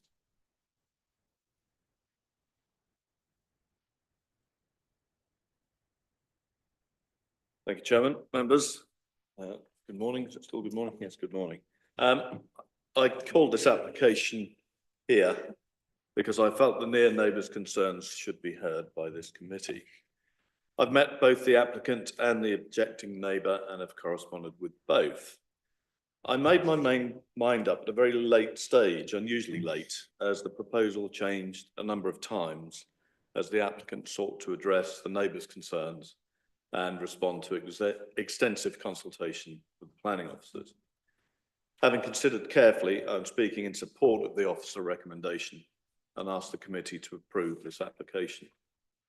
I will be brief as you have a thorough and fulsome report in front of you and have heard from both applicant and neighbour. A big factor in my support is the extant Class Q permission, which means that the principle of development is established and a 4-bedroom house will be built on their site, whatever the outcome of this application. Importantly, and as you've already heard, the proposed dwelling is smaller than the improved Class Q dwelling, even taking the garage into account.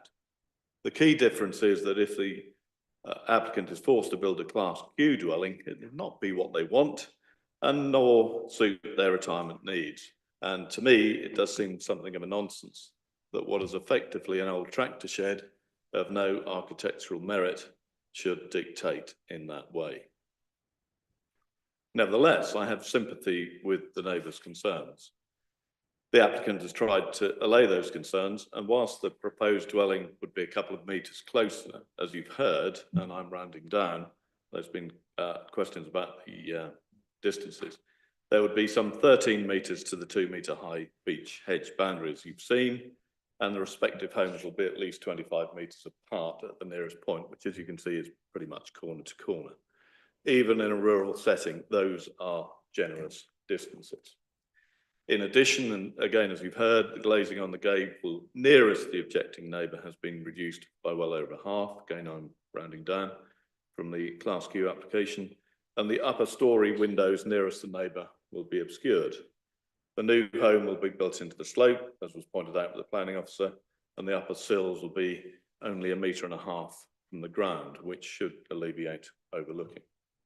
Some trees will be lost, but they would be lost under the approved Class Q anyway, and having seen them in person and having some experience of woodland management, they are of pretty low quality. In my view, the proposed planting plan and addition of semi-mature trees would be a net benefit. To sum up, there are no objections from the parish council or any other statutory consultee, and the plans you have before you have been revised in line with planners' advice and attempts to mitigate the concerns of the neighbour. It is a large and spacious plot, as you can see, and amenity, parking and access are all well served. Appropriate conditions are proposed, and importantly, permitted development rights will be removed, which will protect the plot from further development, and I hope will reassure the neighbours. All in all, a thoughtful and well-considered application, and I urge you to approve. Thank you. Thank you, Councillor.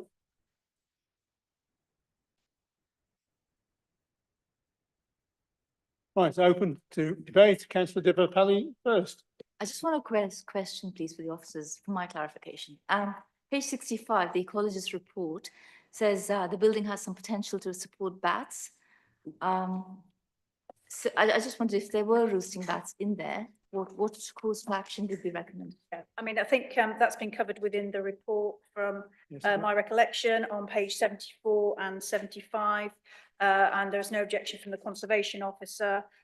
Relevant surveys have been undertaken as part of the life of the application and mitigation covered by condition. Conditions 5 and 6 for relevant mitigation licenses.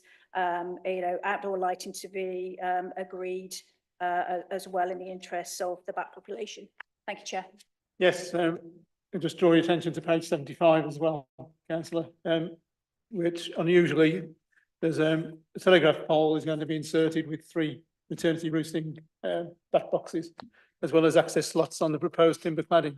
So it has been taken quite seriously. Councillor Diwali. Thank you, Chair. I kind of get the feeling Class Q was envisaged with chocolate box, traditional barns being converted, not postmodern, post-World War II barns. And I feel that I have a gun to my head in so much that we have something that is pretty much permitted development with a few tweaks. And what is before us is substantially better. had it been proposed in countryside, I might not have been quite so favourable towards it. So having listened to the arguments in the round, I'm a little bit concerned that the neighbour is not satisfied over the tree planting arrangements, although it appears that considerable effort has gone to mitigate the loss of the trees. So in the round, I think this should go forward and be approved. Thank you. Thank you. Anybody else? Nobody else? Well, the recommendation is to approve. So can we go straight to the vote, please? Thank you. Councillor Nota. For. Councillor Blunt. For. Councillor Bubb. For. Councillor Debbie Parley. For. Councillor Everett. For. Councillor Linton. For. Councillor Parish. For. Councillor Rose. For. Councillor Spiking. For. Councillor Story. Councillor Tyler. For. Councillor DeWally. For. And Councillor De Winton. For. And Councillor Crofts. That was carried unanimously. Thank you. And we move on. And I was just about to say, yes, please do. Is he not? Thank you. Councillor, do you intend to speak on this application as well? You've declined. Okay. Well, it won't well. No. Thank you.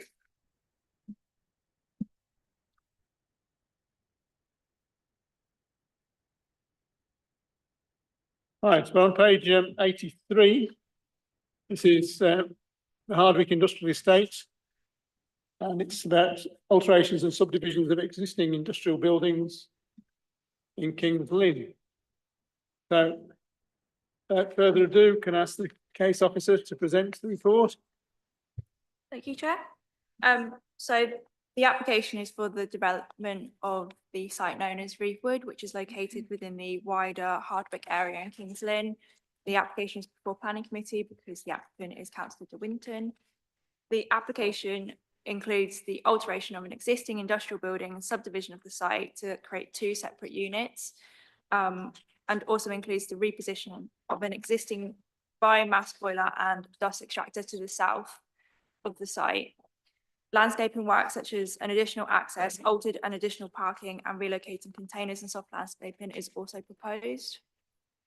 So here are the elevation plans for the proposal. As you can see, the dust extractor is dotted on the plans, and that is to be relocated to the southern building, which is clearer on the site plan.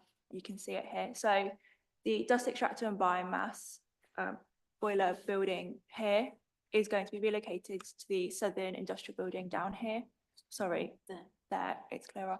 You can also see the additional parking and landscaping that's proposed with the scheme as well, and slight changes to the industrial building to the north of the site. So this is just the footprint of the buildings proposed. And then street scene viewing southwest of the existing parking area to the front of the buildings, to the front elevation of the existing building, existing east side elevation of the building, looking northwest on the site, the front elevation, side access to the rear of the site, the west side elevation and rear access. Views looking north at the existing side elevation and the access, the existing dust extractor and biomass boiler room with the flue, the rear warehouse is existing, the biomass boiler and flue, rear elevation of the main existing building to the north of the site, the rear yard with containers and existing warehouse, an overgrown area to the rear of the site. Again, another view of that. And then an aerial image of the site, which is here. So key considerations are outlined on page 85 of the pack, of the officer's pack. There were late representations received on the application from the Environment Agency that stated that there were no comments to the application, and subject to conditions, they have no objections to the application. The application is recommended for approval. Thank you, Chair. Thank you very much. We have no speakers now, so any comments from anyone? Councillor Deborah Pelling? Sorry, just a question again. Under the equality thing again, it says an informative is recommended. What does that mean? This is Informative What? recommended, what's that mean? Yeah, they will be attached to the decision notice for the applicant's further information. Anyone else? No, nothing? Can we move to the vote then, please? Councillor Noter, Or, Councillor Blunt, or, Councillor Bubb, or, Councillor Debbie Polly, for. Councillor Everett, For. Councillor Linton, for Councillor Parish, Or, Councillor Rose, For. Councillor Spikings, For. Councillor Story, Councillor Tyler, or, Councillor Diwali, For. Councillor, and Councillor Crofts. Yeah, that's carried unanimously. thank you. The next application, of course, has been deferred. Before you all rush off, we just need to consider the planning committee applications determined under delegated powers report on page 106. Draw your attention to that. I'd just like to observe that officers are keeping well ahead of the national target figures of 60%. So congratulations to them for that. Any other comments on that? No? Thank you very much then. My decision not to have lunch was been confirmed. Only just 11:57.